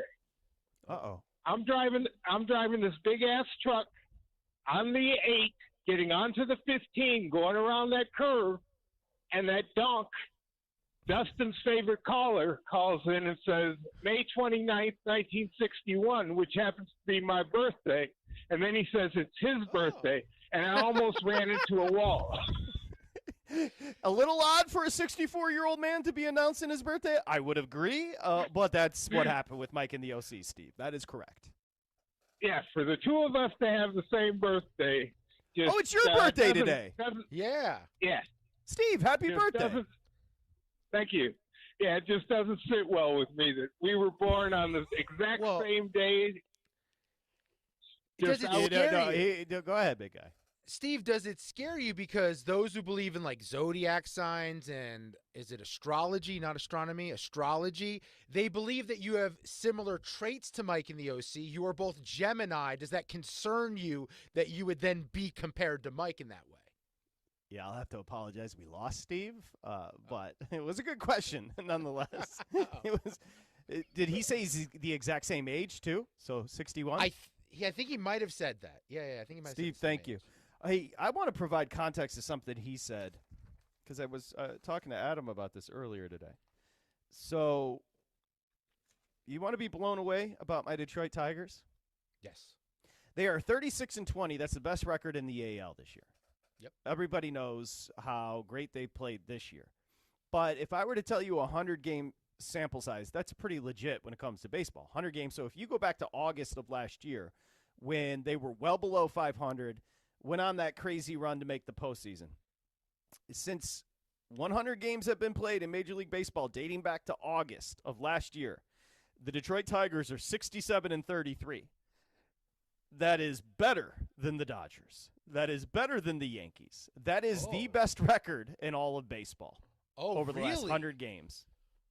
That blows me away just because last year it wasn't a fluke. It was just ahead of schedule, and they weren't like a very balanced team. I'm shocked by that. How you like that? You like that stat? I thought you were going to throw Javi Baez stuff at me because I went back and looked. Do you know what he was hitting as a Detroit Tiger prior to this year? His 162-game average was 221, 14 homers, 13 steals, making a ton of money. And now he's a Gold Glover in center field. It makes no sense. It doesn't make any sense. I would like to give myself a lot of credit for pulling up that stat, but here's really what happened. On Thursdays on Make It Rain with Adam Shine on VSiN, I do a quick hit at 12:30, and they texted me, he's going to ask you about the Tigers. I went to Google, and I typed in Detroit Tigers. I clicked on the first article that came up, and that statistic was in it, presented it as I had dug it deep. You know what, though? I'm pretty sure we were just talking about sports media with JVT a little bit ago. It's what 99% of sports media does as well. They Google a fact, and they find supporting evidence from someone else. Yeah, because it's not the information. It's how you give the information. Yes, right? Had you not revealed it, I would have believed it was your research. Thank you. It was my research. I lied. I was trying to be humble. Speaking of humility, Tony in Detroit, always humble. Hi, Tony. Always humble unless we're talking about our boy Chris Dylan, I, Mr. I. Yes, that is that's a sore subject in the Tony household for sure. Hey, real quick, man, I made a mistake last night. Man, Florida was down 2-0. I literally almost threw some scratch on them because there was so much time left. So about 5 minutes ago, I threw some money down on Dallas plus 650 to come back, and they scored right away. So let's hey, Dallas just scored. Yeah, it's 3-1. Yeah. Hey, you're still alive, buddy. They're at home. Let's go. Hey, just a little bit. And hey, before I get to that, Dusty said earlier. Now I'm not comparing him offensively. He said, "When's the last NBA champ to like the defense transition to the offense?" What about our 04 Pistons when Big Ben was throwing Shaq out of the key and ending Shaq's Laker run? I know, happy birthday, Mike and EOC, but he didn't like that night when it was Shaq's last game. That was a great defensive team. That was not a superstar in sight, and won a championship. That was just as fun as the bad boy era. I think you would agree, just because of like what it meant as they built that team. Well, you know what? Because it kind of came out of nowhere. Ben Wallace was a throw-in to get Grant Hill signed in Orlando. Correct. Orlando threw away Ben Wallace, and it came all together. Because Patrick, you remember, you were here. That the team leading up a couple years, they were getting their second round, but then all of a sudden everything clipped with Mehmet Okur and Sheed and everything. But and one last thing, you just hit on our Tigers. Torkelson coming back from the dead. He was pretty much sent to the minors. He could be an all-star. It's possible. I mean, he's having a great resurgence. He went and fixed his swing a little bit down in AAA, and it's him and Javi Baez, guys. You're right. And a little bit of Casey Mize, Patrick. Casey Mize. Casey Mize has been in my life longer than my father. Well, hey, Torkelson and Mize were both number one picks, Patrick. Not Scooble or anyone else, but Case, Mize, and Torque, both number one picks. So hopefully But have a good night, I'm aware. gentlemen. Good luck to your stars there, Tony. Yeah, I'm aware. Update on the basketball game coming back. VSiN Live, Mad Dog Sports Radio. Mad Dog Sports Radio with Patrick Meagher and Dustin Swedelson.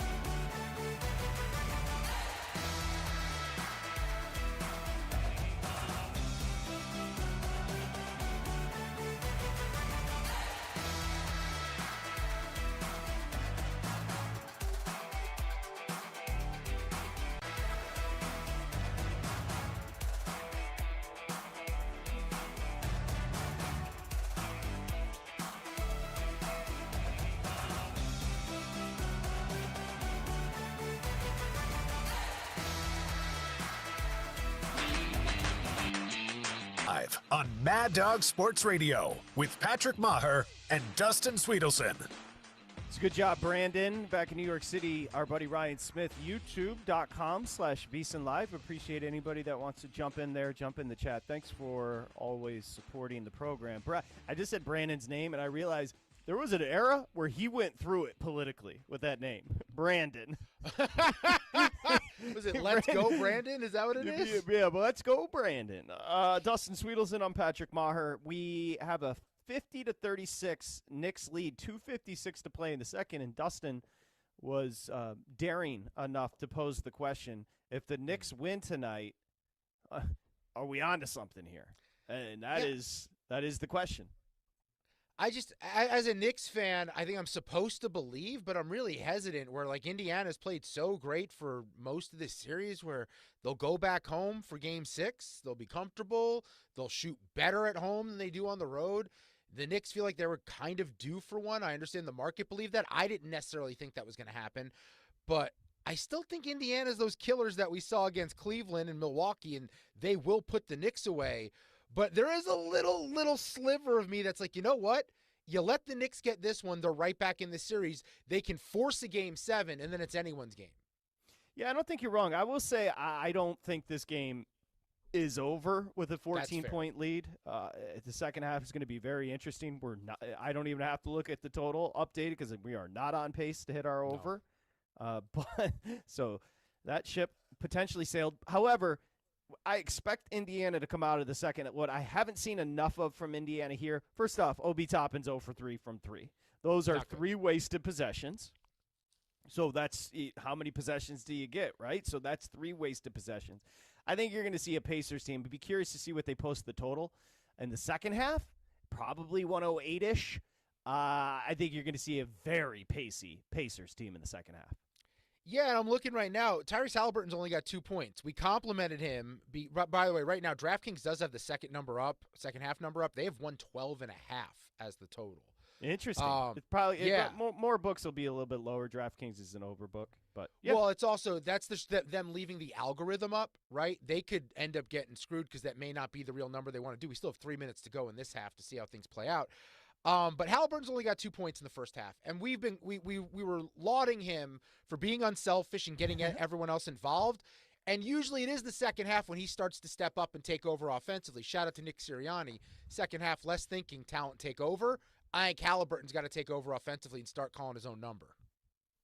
Yeah, he is. Listen, Jonathan framed it well. He had one of the great performances you're going to see in the postseason with the 15 dimes and no turnovers. Slow start for him here as Brunson to the bucket, misses the layup. Hart with a great rebound, 2:40 to play. Bridges, he's off, an air ball. So it's going to be Pacers ball coming back the other way. See if the Pacers can do what the Knicks did to them in Game 3. Remember, the Knicks had a huge lead in Game 3 and closed it to 13 at the break, and that was the momentum they needed. Right now it's a 12-point game with 2:28 to play. We'll see what the Pacers do. We're going to have that for you here in a couple of minutes and ask you the question. Knicks win tonight. They become dangerous. VSiN Live. It's Mad Dog Sports Radio.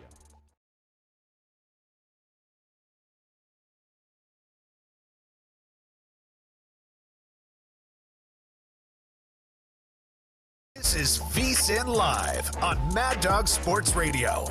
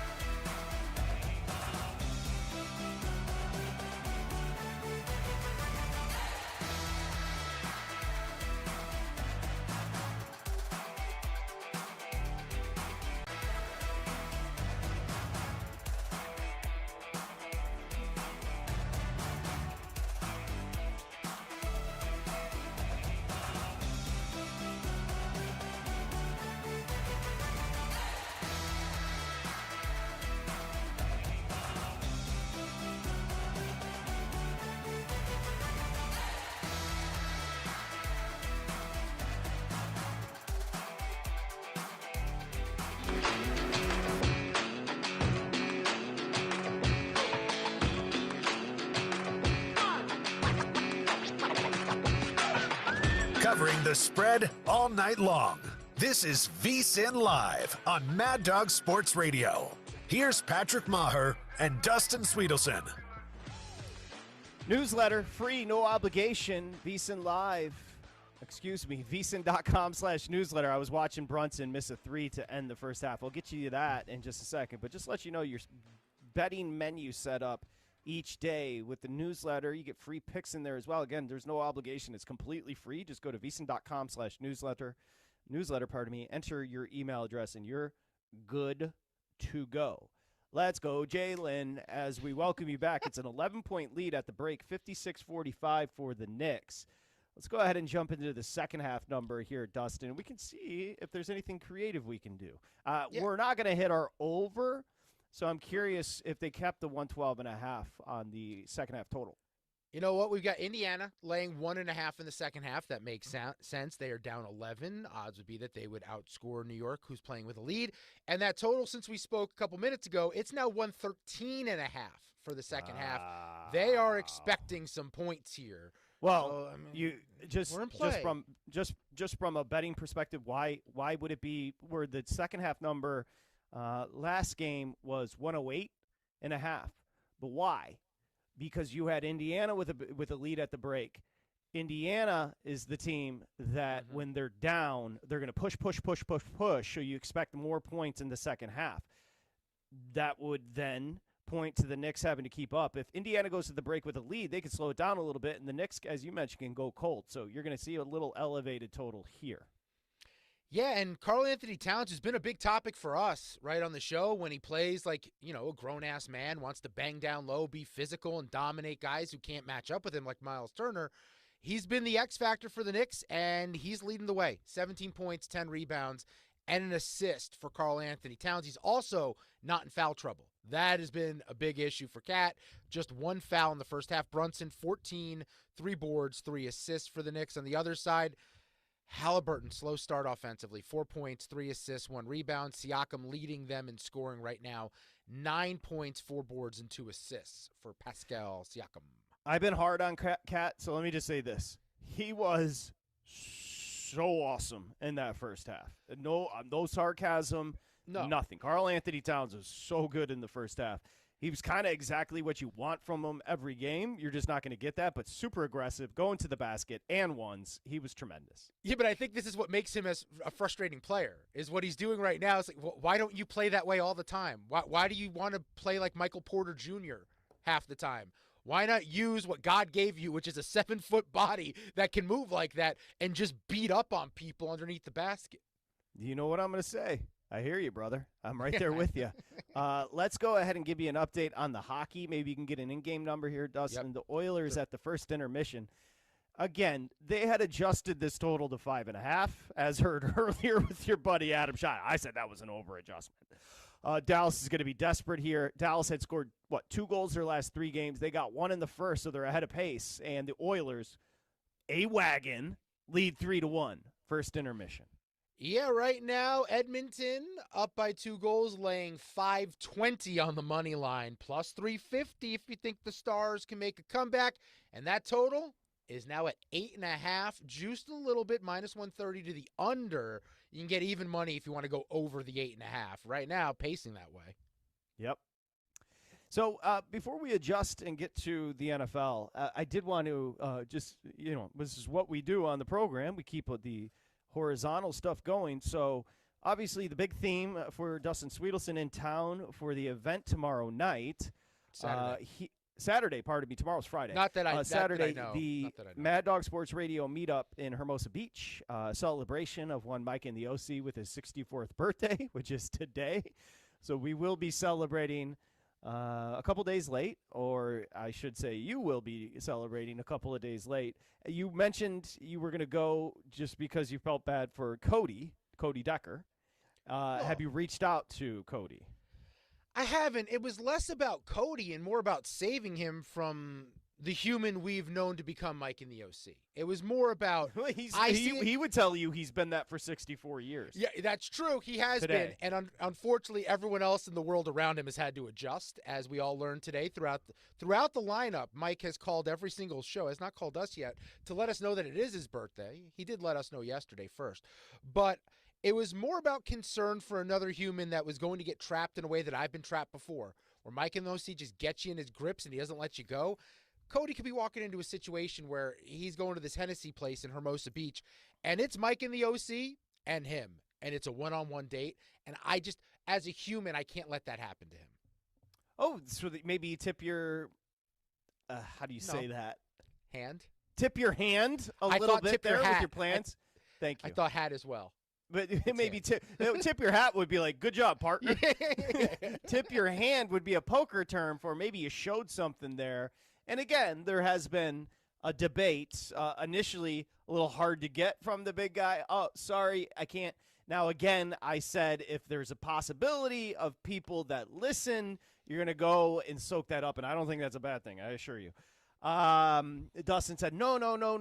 It's 70% I'm headed to San Diego. 30% I'm staying in Los Angeles, even less of a percent that I'll be headed to Hermosa. Now, even when you said you couldn't go, you wouldn't go, and there's no chance you go at the beginning, I said, whatever's coming out of his pie hole right now, he will be there. Then I realized I messed up, because I messed up by saying that you're going to go because you are a very prideful person, and I thought at your own, to do your take away from your enjoyment, you weren't going to go just to prove me wrong. Any updates there? This is where I hate you. I love you, but but this is the percentages. No, I'm still not going to Hennessy's. I'm just putting my foot down. Oh, okay.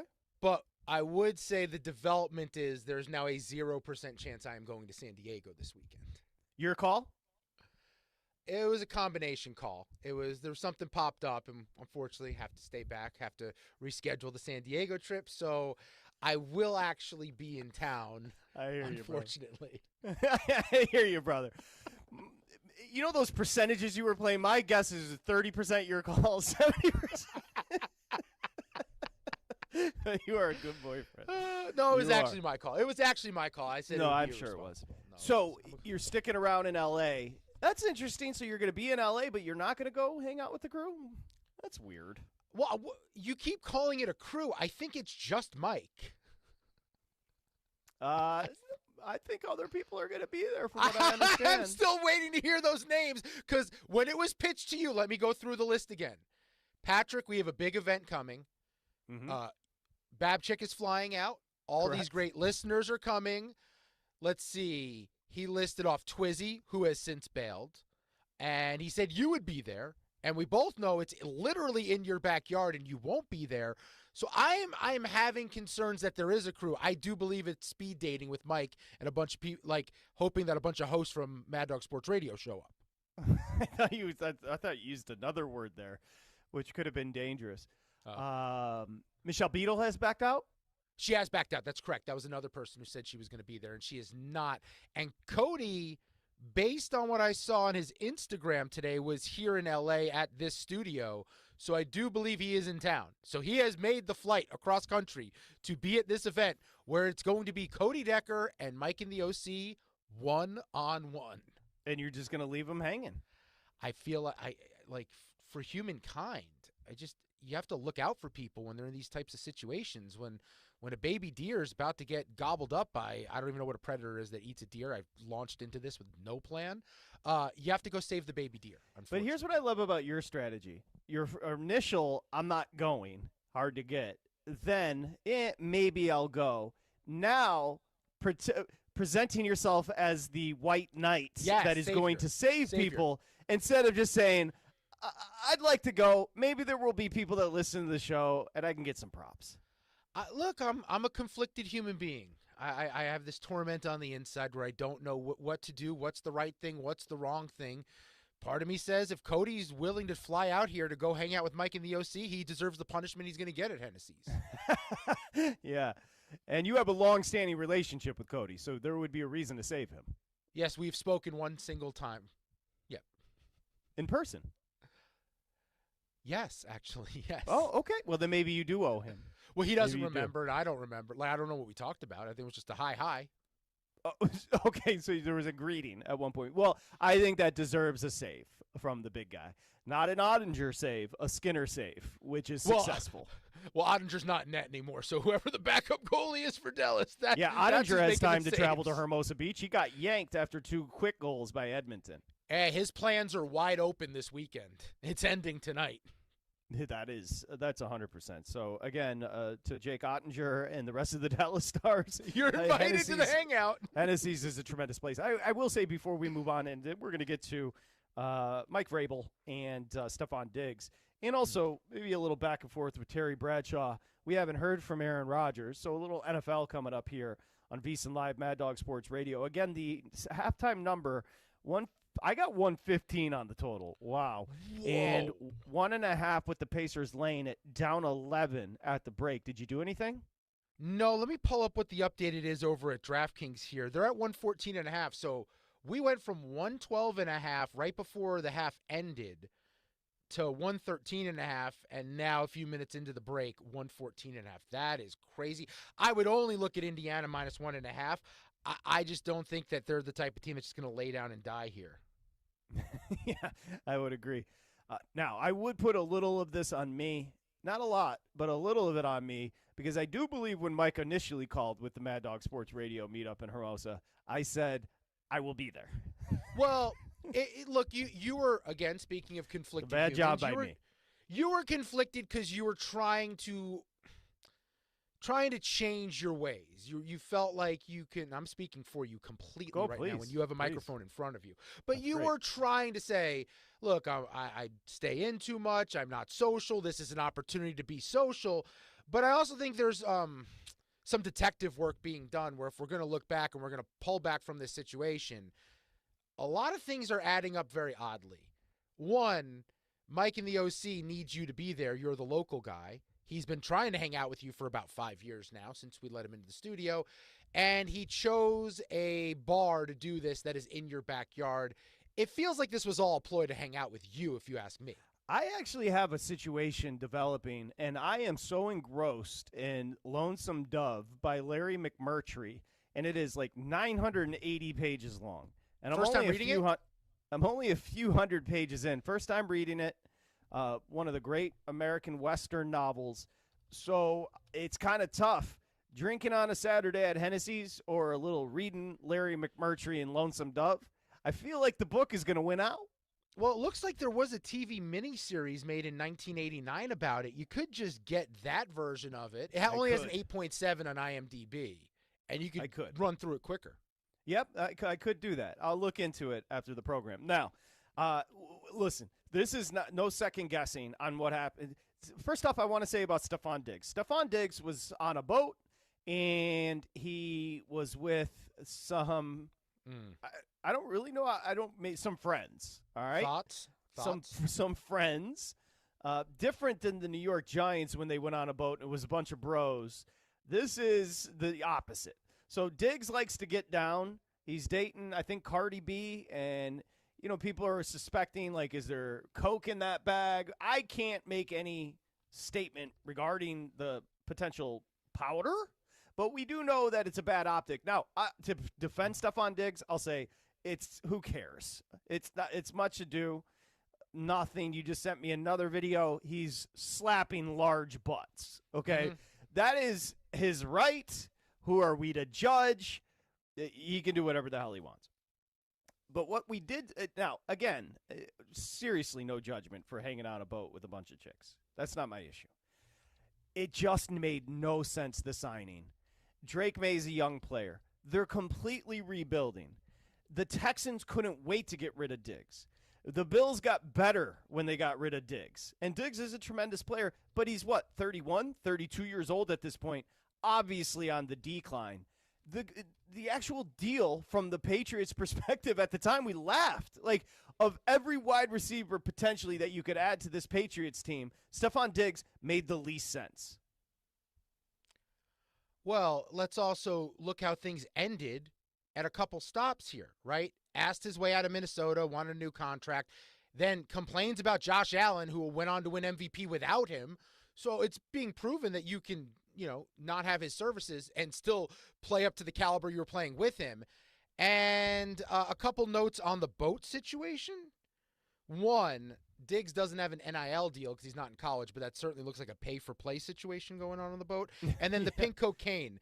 Pink cocaine, I did some research. It's called Tusi, Tusi, and it has a psychedelic in it. Has apparently some ketamine and fentanyl and MDMA. So it is more than just regular cocaine. This is like elevated cocaine. This is the good stuff. That's what they were potentially, allegedly, passing around there. It could have been colored Bisquick. I don't know. I don't know these things, but yeah, this is all alleged. We're just the internet sleuths were saying that maybe some unsavory behavior was being partaked in on the boat. Back to the signing of Diggs. On what planet did it make any sense? You don't need in that situation unless the Patriots, although their win total is elevated, you don't need a player of Stephon Diggs' ilk on a young team like that. It just makes no sense. No, because he's had issues the last few stops here, and I think, look, I know he's coming off the injury in Houston, and they got him at a bargained rate in terms of trade value, but if Houston thought Stephon Diggs was such a special difference-making player, don't you think they would have tried to bring him back this year? He's out there in the market. New England's desperate for talent on the outside for Drake May, and I agree with you. I think this is a move they're going to end up regretting in the long run. However, before that happens, Stephon, I would like an invite on that boat. I would just be a spectator, but it looks like a good time. So, and then in other news, maybe you have the quotes from Bradshaw. Oh, we have the clip. Oh, you do? Okay, we'll play the clip. The Aaron Rodgers hostage situation continues. Again, I don't want to disparage Aaron Rodgers. He's doing his thing. He's obviously the type of person that thinks he's the smartest person in the room. He certainly sabotaged the Jets coaching staff. That I don't think anybody could question that. He is a player, at 41, a hardcore decline. There's a lot that comes with him. At this point, juice squeeze, not sure it equals what you think you're getting. The Will Howard situation, to me, in Pittsburgh is what's intriguing. Now, it's not going to be Mason Rudolph, but Will Howard, he seems advanced. He's a big body. He's a kid that played a lot of college football. At this point, I wouldn't hate giving him a shot.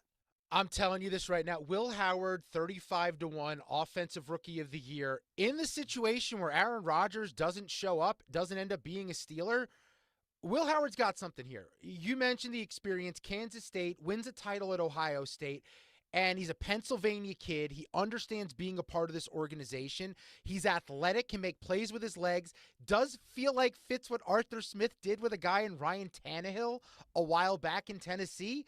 There's a lot to like about the fit of Will Howard. Adding Metcalf, they'll always be run-based. You know you'll be in games because you have a great defense. That's a good recipe for a rookie quarterback. Will Howard definitely intrigues me here, and if he gets the chance to run with it, I think they could have something. Yeah, no, I don't disagree with you. I just think of the quarterbacks coming in, he feels like the one that's ready to plug and play. Also, the right temperament. Some of the quotes have been tremendous coming from Will Howard. Like, dude, I want I'll get this you the job. quote. Yeah, I want this job. Yeah, and that's how he's been every step of the way. This is a kid that didn't get recruited by Penn State despite being in their backyard in Pennsylvania. He used that chip on his shoulder to motivate him at Kansas State, was a baller, goes to Ohio State. Now he's in the same league as the team he grew up rooting for and was awesome last year. Did not make mistakes with the football. His quote over the weekend was to FanDuel, "They need a gritty guy," he said. Big Ben was that guy. He was Pittsburgh, the Steel City, blue-collar, tough, gritty. I want to be that too. That's what I want to hear out of a dude coming into my organization. Yeah, it's a tremendous quote from Will Howard, from a rookie in particular, but a little bit of an older rookie, I do believe. Now, we mentioned Terry Bradshaw, so a lot of people are starting to get frustrated with the games. Now, Rodgers has said, I don't know if it's virtue signaling. I don't know what it is. You hope let's start here. You hope that everything is okay with Aaron Rodgers and those around him. But he said he's going through a pretty hardcore personal situation. We don't know what that is. But he is kind of keeping the Steelers in limbo. And a certain former Steeler, an all-time great Steeler, Terry Bradshaw, Dustin, you want to set this up, had something to say about Aaron Rodgers. This is in Arkansas. He went on 103.7 The Buzz's morning show, and he was asked by the host down there, it's a little bit longer clip, but it's good, about Aaron Rodgers' fit in Pittsburgh potentially. What do you think about possibly Aaron Rodgers being the quarterback? That's a joke. He shouldn't. That is just, to me, is a joke. But what are you going to bring him in for 1 year? Are you kidding me? I mean, that's not the Steelers' way, right? No, man, that guy needs to stay in California and go, somewhere and chew on bark and whisper to the gods out there. 100%. These guys on the show, Mr. Bradshaw, know I'm not a fan of his. We've been around each other personally, and he was not a kind person. Now, he does not. I had to go over and introduce myself to him. He's not. I had to go, hey, Aaron, I'm Terry Bradshaw. I know he knows me, but I just felt like I better tell him who I am. Yeah. And not, you walk in there and you get in his presence and you feel like it's going to start snowing. That's a That's good line. A pretty good clip. That was a pretty good clip. First time Terry Bradshaw said something in like 10 years. Yeah, that wasn't bad. I like that. Those guys were funny. Those are some deep-ass accents. Not a calm person. Bradshaw is not afraid to speak his mind. Bradshaw's well into his 70s at this point, and he is an all-time great Steeler. Let's be fair. And he says, keep it moving. If you're By the way, if I'm the Steelers and it's not Will Howard, it's obviously not Mason Rudolph. I swear to you I'm looking at Cousins before I'm looking at Rodgers. If Mason Rudolph is the answer, the questions scare me. That's what I would say. If Mason Rudolph is your answer, you're asking the wrong questions about playing football. He's not a starter in the league. No. He's certainly not. Competent backup, Mason Rudolph carved out a nice career, but he's not going to be a starter. I would agree with that. Anything else? Stormer, fit for that. I'm sorry? To storm the Capitol, he'd be fit for that, but not play football. Anything else going on NFL-wise there, big guy? Yes.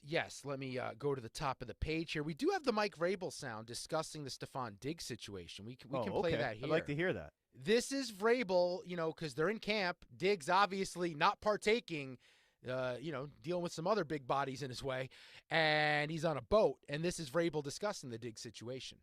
Well, it's something that we're aware of, and obviously we want to make great decisions on and off the field. And we're hoping that with our time here on the field today, and that when we don't have a script and we're on the call-up periods, that we're making great decisions. And so the message will be the same for all our players, that we're trying to make great decisions, and any conversations that I've had with Stephon will remain between him and I and the club. Oh, he's all right. They got to cut him.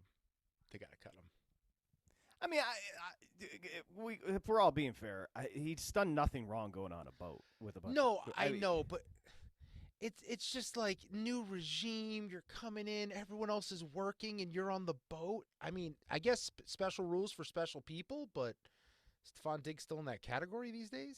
No, not as a player. I would agree with that. What else is going on? Shane Steichen speaking to the media earlier today, explaining that in OTAs, both Anthony Richardson and Daniel Jones will split the starter reps because it is, quote, an open competition for the starting gig in Indianapolis. If you're a Colts fan, does that terrify you that your season's going to be Anthony Richardson? We don't know what version you're getting of him. And then Daniel Jones, who we've tried defending for a while, and I'm out of bullets with that one. I think Steichen can get something out of Jones. I'll stand on it. I don't I think hope the Colts aren't going to be a very good team, but I don't think Daniel Jones is as bad as people paint him. I don't think he's great. By the way, 66-50. The Knicks went to the break up 11. They've extended their lead by 5. They are now up 16 as a timeout is taken. And then we take a look right now on the ice just to update you. 13:30 left to go in the second. The Oilers still lead 3-1. They led 3-1 at the first intermission. What else is going on NFL-wise? By the way, Colts win total is 7.5 for this upcoming that feels right. season. Have you been following this Trey Hendrickson situation? Because it is not getting resolved anytime soon. Hendrickson, according to the reports, he's been holding out for a new contract. Jeremy Fowler of ESPN reported earlier today, Hendrickson, quote, might follow through on his promise to miss games or even the season. He's standing on all 10 toes. He wants more money. They also haven't paid one of their draft picks they took out of Texas A&M because he wants the maximum bonus he can get for his slot. And the Bengals, who are notoriously cheap and just paid their wide receivers in the offseason, they're in a spot here where I don't know if they can afford to pay Trey Hendrickson. Trey Hendrickson, well, they just paid Jamar Chase the most non-quarterbacks ever made. Yes. They paid the other wide receiver. That slips Did my they mind. pay Higgins? Did I speak out of turn? Did they officially pay Higgins? They paid Higgins. They did. They paid Higgins. They paid Burrow. Yep. So they've got the big three, and that leaves Hendrickson, where obviously here's the deal. Somebody should be lining. Hendrickson is a superstar.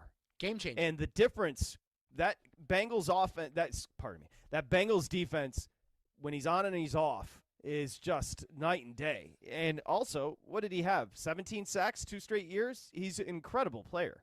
Yeah, I think of your team, I don't know if they could swing it financially, but remember, everyone talked about Hutchinson, by the way, cleared, favorite for Defensive Player of the Year to return for your Detroit Lions.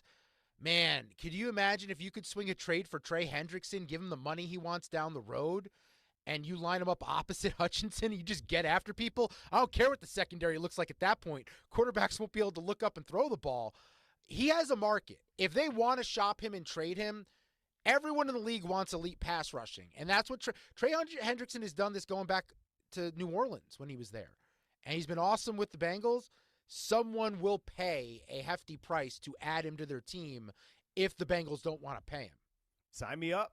The Tigers are interested, and they can swing it financially. Sign me up for Trey Hendrickson. I totally agree with that. What else is going on NFL-wise? The Pacers really can't get anything going offensively here in the second half. Another turnover by the Pacers. 66-50, 8:19 to play. Our over is dead. Can the Pacers claw back into this one? Hopefully, you're just hoping for a good game at this point. 16-point lead. Yeah, Caleb Williams. We mentioned a couple weeks back on the show. Remember that story coming out in that quarterback book that's being released about his dad and potentially trying to avoid Chicago when it came to him in the draft? Well, Caleb has been making the rounds, doing some media now, and he met with the media earlier today. Brandon, let's play a few of these here, beginning with number 2, where Caleb Williams said that he pays no mind to any story that may have been written about him. This whole storm that happened, it wasn't something that, we wanted to happen at this point. We're focused on the present. We're focused on now. We're focused on, trying to get this ship moving in the right direction. And I think so far that's what we've been doing. Thoughtful response from the kid. I'm a fan of it. I like the kid. I know people get annoyed about his body language. By the way, there was a quote today about Ben Johnson saying he wants to work with him on that, which normally I don't look into those sort of things. But I guess as the leader, as the quarterback, everyone's going to fall in line with how he acts and what his attitude is. So I understand where they're coming from. This was Williams talking about the reports that there was a chance he didn't want to be in Chicago at all. After I came on my visit here, it was a deliberate answer and deliberate and determined answer that I had, is that I wanted to come here, and just like Ben spoke about. Okay, he's all in. Well, and then we'll wrap it up here with, there's a lot of hype around these Bears this year. I'm falling for it as well. I think they're going to be legit. And mainly it's Ben Johnson pairing with Caleb Williams. Their win total over at DraftKings is 8.5. And this is Caleb Williams earlier today asked how confident he is about the Bears heading in the right direction now. You got to understand that all the good, all the bad, and all the indifferent is going to be good for me, in many years to come. And so, I think that's how I look at it. I still have all the confidence in myself. I think my teammates, believe in me. I think that's shown on game day. And I think how much I love and care for those guys and want to go win, I think it shows up on game day. All right, well, get ready, Chicago, because your offense is going to be freaking electric. And look, it does a great coordinator make a great head coach? That is yet to be answered. I am just 100% certain that offense is going to look completely different, completely competent. They're going to score a bunch of points in Chicago. That we know. That Bears offense is going to look like the Stephon Diggs boat. Big ass, wide open. That's what it's going to be, a wide open offense. It was a bit of a stretch. I admit it. Yeah. Yeah, I hear you, big guy. I hear you, brother. 66-52, the Knicks lead. Because you got into it, and that's the third I realized joke I made missed about, words. Yeah, the third joke he made about the big butts on the Stephon Diggs. Maybe went to the well one too many times. Oh, I've never done that before, beating a joke to death. Never. Yeah, it does. Where were you on January 6th? It does appear to be your specialty. Still 3-1. Second period, the Oilers lead the Stars. Can we get an updated number in-game on Knicks Pacers? Yes, we can, and that is how you stall when you're looking at NFL win totals on the DraftKings page. Right now, Knicks are laying 13.5, totals to 11.5, minus 850 on the money line. If you're feeling zesty, you can get plus 520 in the Indiana Pacers on the money line. Yeah, the Pacers' offense is non-existent right now. So the beginning of the program, just scratch everything I said. Yeah, hand up. We were wrong. Hand up. I said, hey, I think they're the better team. But the desperation angle is coming to fruition for your New York Knicks. We're going to have a game 6, most likely. Still plenty of time to play, 7:09 in the third. We'll keep you updated there. We've got plenty to do, including this or that, and closing tabs as we continue. It's VSiN Live, Mad Dog Sports Radio. This is VSiN Live on Mad Dog Sports Radio with Patrick Meagher and Dustin Swedelson.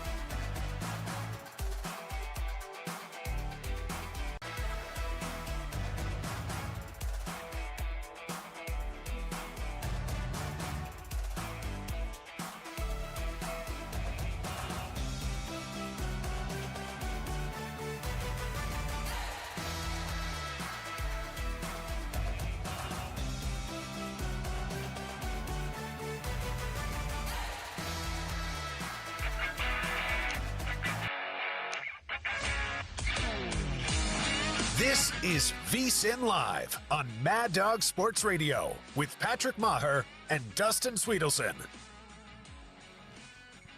Every game of the 2025 Major League Baseball season is on SiriusXM, including the hometown announcers on the SiriusXM app. Coming up tonight, 9:40 Eastern time, just a few minutes, listen to the Nationals take on the Mariners on MLB Network Radio, SiriusXM, channel 89 in the car, and on the SiriusXM app. And for the best baseball talking all season long, listen to Major League Baseball Network Radio, SiriusXM, channel 89 in the car, or on the SiriusXM app. Speaking of baseball, the Dodgers have acquired the former All-Star closer Alexis Diaz from the Reds. That is the younger brother of Edwin Diaz. Now, Diaz has struggled this year. I think he got optioned. He did. But the Dodgers add an arm to the bullpen. This is what they do. Reclamation project. Ryan Brazier, Blake Trinan, who's been there for years, friend of the show, came on after winning the World Series. I hear you, brother. Don't know where he was on January 6th, although I think I do. I'd also add, this is what they do. They find guys that are undervalued. Other teams are sick of throwing them out there. And Andrew Friedman and team, the smartest front office in maybe all of sports, will tweak a couple things, and Alexis Diaz will be an elite closer once again. He's like 27 years old. He's going to be fine. No, this is a great I agree. I saw that. I'm like, that's so the Dodgers. Buy low. Yes. Buy low, and then see if you can turn them into something, which they've shown a propensity to do. The Knicks right now, man, the Knicks are busy. The Knicks, see what the difference with the Knicks is, you could just tell they're jumping every passing lane. They've got busy arms in every passing lane. They've just been really playing well in this game, and they're up 72-55. Okay, let's do this. Brandon, let's do it. It's time for Smash or Pass. The heart wants what the heart wants. Wink. Will tonight be the night yours finds the perfect match? It's time for Smash or Pass. Quite an intro. All right, big guy, what do we got? Go ahead. We'll rotate here, some sports questions and then some non-sports questions here. Let's begin. We were just talking football. We were talking Steelers. They're looking for a quarterback still. Don't know if it's going to be Aaron Rodgers. By the way, the owner, one of the Rooneys, was simping for him, saying, we'll keep waiting. I mean, that is Bill Belichick level simping by Pittsburgh for Aaron Rodgers. So I asked the question about another quarterback who could be on the move, Kirk Cousins. Kirk Cousins will be the quarterback of a playoff team next year. Smash or pass? I will pass on that. But it is a fascinating situation because obviously he's not showing up to OTAs, and he just got paid a $10 million roster bonus in March. He's guaranteed so much money. It's no good discussion. Life. Good life. If he ends up being the backup in Atlanta, it's the biggest botch of all time. He's going to get paid more than he's going to get paid more than most starters to be a backup. And then I'd also add with him, we're going to look back on Kirk Cousins' career, and people are going to bring up the prime time, and they're going to bring up the shortcomings and the playoff record and all of that. I think we can make a case at the end of his career, Kirk Cousins might be the greatest businessman in the history of the NFL. When you equate the lack of playoff wins to the dollars he's gotten over the course of his career, it's one of the more impressive things we've ever seen in football. Well, that was a Bruce Allen thing. He bet on himself with 2 franchise tags in Washington and then flipped it to Minnesota, guaranteed money all over the place. But you never see. He turned down a terrible contract offer from Washington at the time. They disrespected him. He bet on himself, as I mentioned, with the 2 franchise tags. So anyway, Cousins, you're a tremendous businessman. You're not wrong about that. Smash or pass coming up here. This will be a non-sports variety statement. And you can add your answer if you don't agree with this. But smash or pass, only 2 presidents are buried in Arlington National Cemetery. That's not the smash or pass. William Taft and JFK. We just had Memorial Day. That's why that's in there.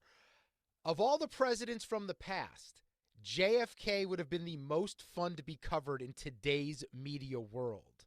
Smash or pass? Well, JFK would not like to be covered in this modern day in modernity. Because JFK, speaking of smashing and speaking of Stephon Diggs on a boat, he was getting busy. Busier than a screen door in the wind. You understand? He was slapping. But more importantly, you mentioned Howard Taft and who else is buried at Arlington? Taft and JFK. Well, Taft is fascinating because, as you know, Taft was essentially he never really cared to be president. He was handpicked by Teddy Roosevelt. And Taft, first off, it's a lie. He never got stuck in a bathtub. Was he a little rotund? Yes. Could he have afforded to lose a couple of LBs? Who couldn't? But Taft was a trust buster. Taft was an underrated president. But what Taft wanted to do his whole entire life, he just wanted to be a judge. And most importantly, he wanted to be on the Supreme Court. And post-presidency, he ended up on the Supreme Court. That's all he ever wanted to do. Those were his goals. Those were his life aspirations. And he did end up on the Supreme Court, which is tremendous. That's interesting. Taft. Because technically that you would think that job is beneath someone who's been president. Most people, once they're president, they go off and do whatever the hell they want. I didn't realize that he was on the Supreme Court after. And then Teddy, who handpicked Taft because Teddy wanted to stick with the precedent set by our original president, that being, of course, George Washington, only to serve 2 terms.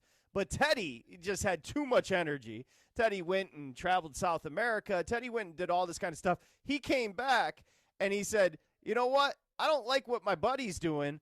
I'm going to run against him. But Teddy didn't have a party. So Teddy started the Bull Moose Party and then usurped his buddy Taft and got the other party elected. It was a bad job by a bad friend. Great president, Teddy Roosevelt, bad friend. I wonder, with the bull moose, is the male the bull and the female? Well, I guess there are no female bulls. That would make sense. Male bull, female moose. That's how we get there. Who was the other one in Arlington? Maybe I got a nugget about him. JFK. It was JFK? JFK. Oh, yeah. Everybody knows about JFK. I mean, the 13 Days flame, is a great movie. Right? Eternal What's Flame? He has the Eternal Flame going there? Good, yeah. 13 Days, a recommendation if you like JFK. Not a good movie, a great movie. 13 Days, which deals with the Cuban Missile Crisis, and it takes a good look at JFK's handling of the Cuban Missile Crisis. You got to remember, and this was displayed nicely in The Complete Unknown with Chalamet, Bob Dylan. That was a very tenuous time for our country. Basically, people thought along the eastern seaboard that they were going to go to bed and just never wake up for a period of time. Because, remember, the Russians said to Cuba, we're Gucci, and the Russians moved a bunch of nuclear weapons into Cuba and pointed them at the United States. It's a terrible look. But technically, all those people scared are right. You are technically, every night you go to sleep, you may not wake up. It has nothing to do with whether or not Cuba has Russian missiles or not, but I understand their concern at that time. Yeah, but they thought the Russians were going to try to murder us. It's a tenuous time. There was Kevin Costner was in that movie. Kevin Costner was in the movie. He did not play JFK, but the gentleman who played JFK was stellar. Really? I just assumed when I looked at the IMDb here that we had Costner playing JFK. That's interesting. Okay. No, Costner, a tremendous actor. Did not play JFK. Yellowstone, although he ruined Yellowstone because he bailed early. I digress. So, more coming up here, Smash or Pass. Let's go back to sports for a moment. Don't worry, we won't stay there too long. Giannis's next team odds are up at DraftKings as of May 13th, so they've been pulled down. But I want to ask you the best bet here, because when I see these numbers, this one team at this price jumps out to me. I'll give you the odds. Giannis's next team at DraftKings, Bucks are the favorite, -145. The Spurs 4-1. The Rockets 7-1. The Mavs 12-1. The Heat 30-1. Along with the Grizzlies, the Lakers, the Warriors, and the Pistons and Nets, all 30-1. When I look at this list and I look at where teams are positioned, the Rockets at 7-1 are the best bet for Giannis's next team. Smash or pass? Yeah, I do think that the Houston Rockets. See, the Houston Rockets, while they've been a la Oklahoma City, just accruing assets and trying to build the Presti model, look, they don't have an SGA. So they're a team that can pivot now and say, we obviously don't have the key ingredient that Oklahoma City has, which is an SGA. So if you want to bring in a Giannis, I have no problem. Houston can get better. Thompson can get better. But it's not going to make a difference. They're not special unless they have the go-to guy, and I think Giannis would be perfect. Okay, the next one here, Smash or Pass. This is a 4-day work week. does feel like the world post-COVID, people working from home, commutes aren't the same. So I believe every week should be a 4-day work week. When we factor in when the 5-day week was established, Patrick, there was no cell phones. There was no ability to do your work from home. You're on call for your job now all the time. Every week should be a 4-day work week. Smash or pass? Well, of course, I'll smash on that.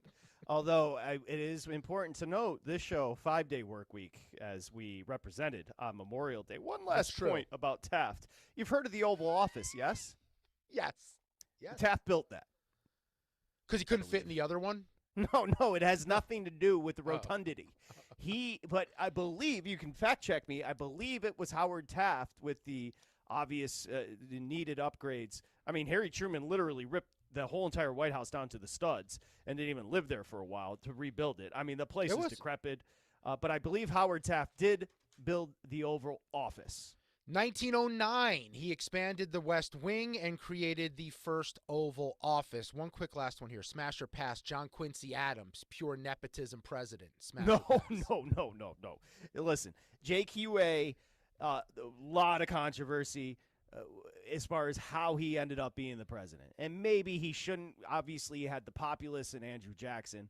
But JQA, as far as statesmen, I'm not sure this 250-plus-year-old country has ever seen a statesman the likes of JQA. Just a great American. And by the way, after his presidency, he went back into the Senate. My man just cared. So is it unfair that I would compare him to his father then and think he's a nepotism president? Also a great statesman, but not a great president. Ever heard of the Sedition Act? That was a bad job. Something in sedition. John Adams, a great show on HBO. But here's the problem about John Adams, which his son had a better temperament. JQA, John Quincy, great temperament, didn't really let people get under his skin. John Adams was a freaking hothead. If John Adams had Twitter, he would melt down like Jared Smith. Okay, if John Adams had Twitter, he would lose his mind like Steve Fezzik. He would not be able to handle it. Another little-known fact about JQA every morning would swim naked in the Potomac. That was him. Okay, I knew a president did that. Didn't know who did that. By the way, I've driven on highways past the Potomac. You can see it from every angle. There's no way a naked body's hiding from anywhere on that river. My man got in his birthday suit and got busy in the Potomac. I respect it. You got to respect it.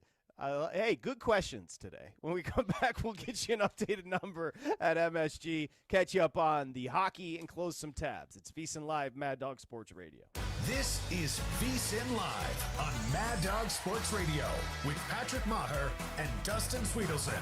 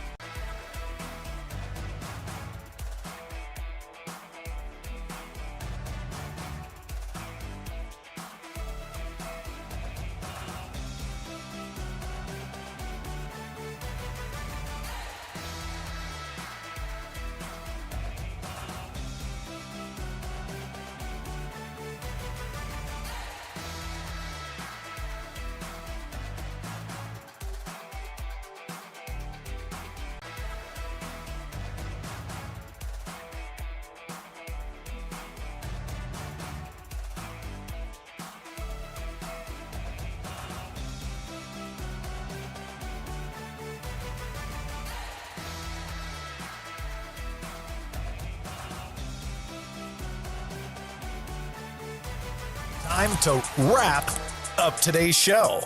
You see what I did there? Yeah. By finishing all of the conversations we touched on today. This is Closing Tabs.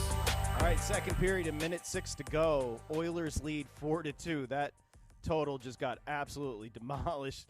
A little treat for those of you on VSiN Live on YouTube. The G-ster has made an appearance, so shout to Shorty. The Knicks are the greatest basketball team I've ever seen. They can't miss. They're stealing every ball. The Pacers have 64 points with a minute 52 to go in the third. Are you kidding me? Talk about mailing it in. I'm out on the Pacers. 86-64. Brunson's already got 30, needs one more bucket to go over his total. Cat has 19, 11, and 2 for the Knicks. And for Indiana, their leading scorer is a dude off the bench. It's Benedict Mathurin with 12. Obi Toppin has 11, and then Siakam 10. Just a 6.5 assist night thus far for Tyrese Halliburton heading into the fourth. What do they say? What's poppin', Obi Toppin? Ain't no stopping Obi Toppin.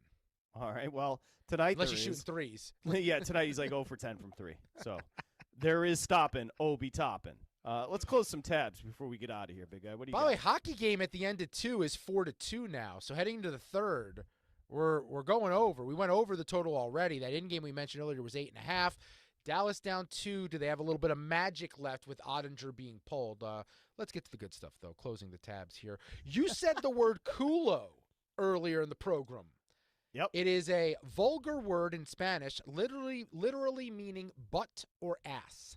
I picked it up from Pitbull. Oh, I that's didn't a really good call. know if I was using it correctly. And he says dale a lot, too. I don't know what that means. Dala. In the next closing tab. The celebrities at MSG tonight, we mentioned it with Jonathan Von Tobel.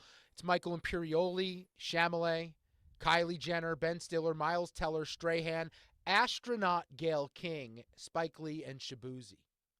Okay. Gail King, also Oprah's friend. So Yes. good news. She's been to space, so she's technically an astronaut. Oh, okay. That's why you said that. Okay, I Yeah, get you. yeah, What else is going on? Okay, this is what we all came here for. Presidential meals. We're doing breakfast right now. When it came to presidents, I'm going to list a breakfast. You're going to tell me if you can name that president. And I feel like this one, the lack thereof options in this one non-balanced breakfast for this president might give it away. This president ate one hard-boiled egg and had 1 cup of coffee every day. That was his breakfast as president of the United States. So you have to imagine he was probably a slim fella. Yeah, I got nothing on that. Who is it? Abraham Lincoln. Oh, well, Abe also dealt with depression. Abe was contemplated committing suicide early in life, had a rough upbringing. Everybody knows the Abe story. Great wrestler as well. What else is going on? Closing tabs before we get the hell out of here. Yeah, what I noticed is you can tell the older presidents, it's when we did not attach emotions to food, and the more current presidents, there's definitely emotion attached to the food. That's what I'm noticing here. As this president, you can read between the lines here. I'll give you his breakfast and lunch. His breakfast was a bagel. Just give me the okay, go ahead. Bagel, butter, an apple coffee, and then for lunch had a pepperoni pizza and a side salad. He also, fun fact, had a flour and chocolate allergy. Yeah, I'm not sure. Who you got? That would be Bubba, Bill Clinton. Also pre-heart maybe attacks. run through McDonald's. 86-71, the Knicks continue to roll over the Pacers. Bubba, you love to see it. 4-2, second intermission, Oilers up on the Stars. What else you got, big guy? Let's see here. We talked about Chicago being the second city on the show yesterday. We found out it was because the city was rebuilt after the fire in 1871. Second city doesn't mean not second to any other city. Stu Parnell tweeted me that during the show. So I got curious. What is the second oldest city in the United States? It would be Jamestown. Jamestown in Virginia is the second oldest city in the United States. And the first in Delaware somewhere? Oh, I didn't even look up what the first. It's okay. No pressure. Don't have time to Google. What else you got before we get the hell out of here? Let's see. Closing tabs. Did you see what the Washington Capitals did today? Something with Ovechkin? They accidentally sent an email to everyone from the corporate sales department. He was retiring, or next year is his final year. Except that's not the case. But that's not the case, though. Oh, Ovechkin said that's not the case? Well, they just said no decision has been made. That was a mistake. All right, Brandon, great job. Ryan, thank you. Tremendous job on the phones today as well. We'll see you tomorrow. VSiN Live, Mad Dog Sports Radio. covering the spread all night long. This is VSiN Live on Mad Dog Sports Radio.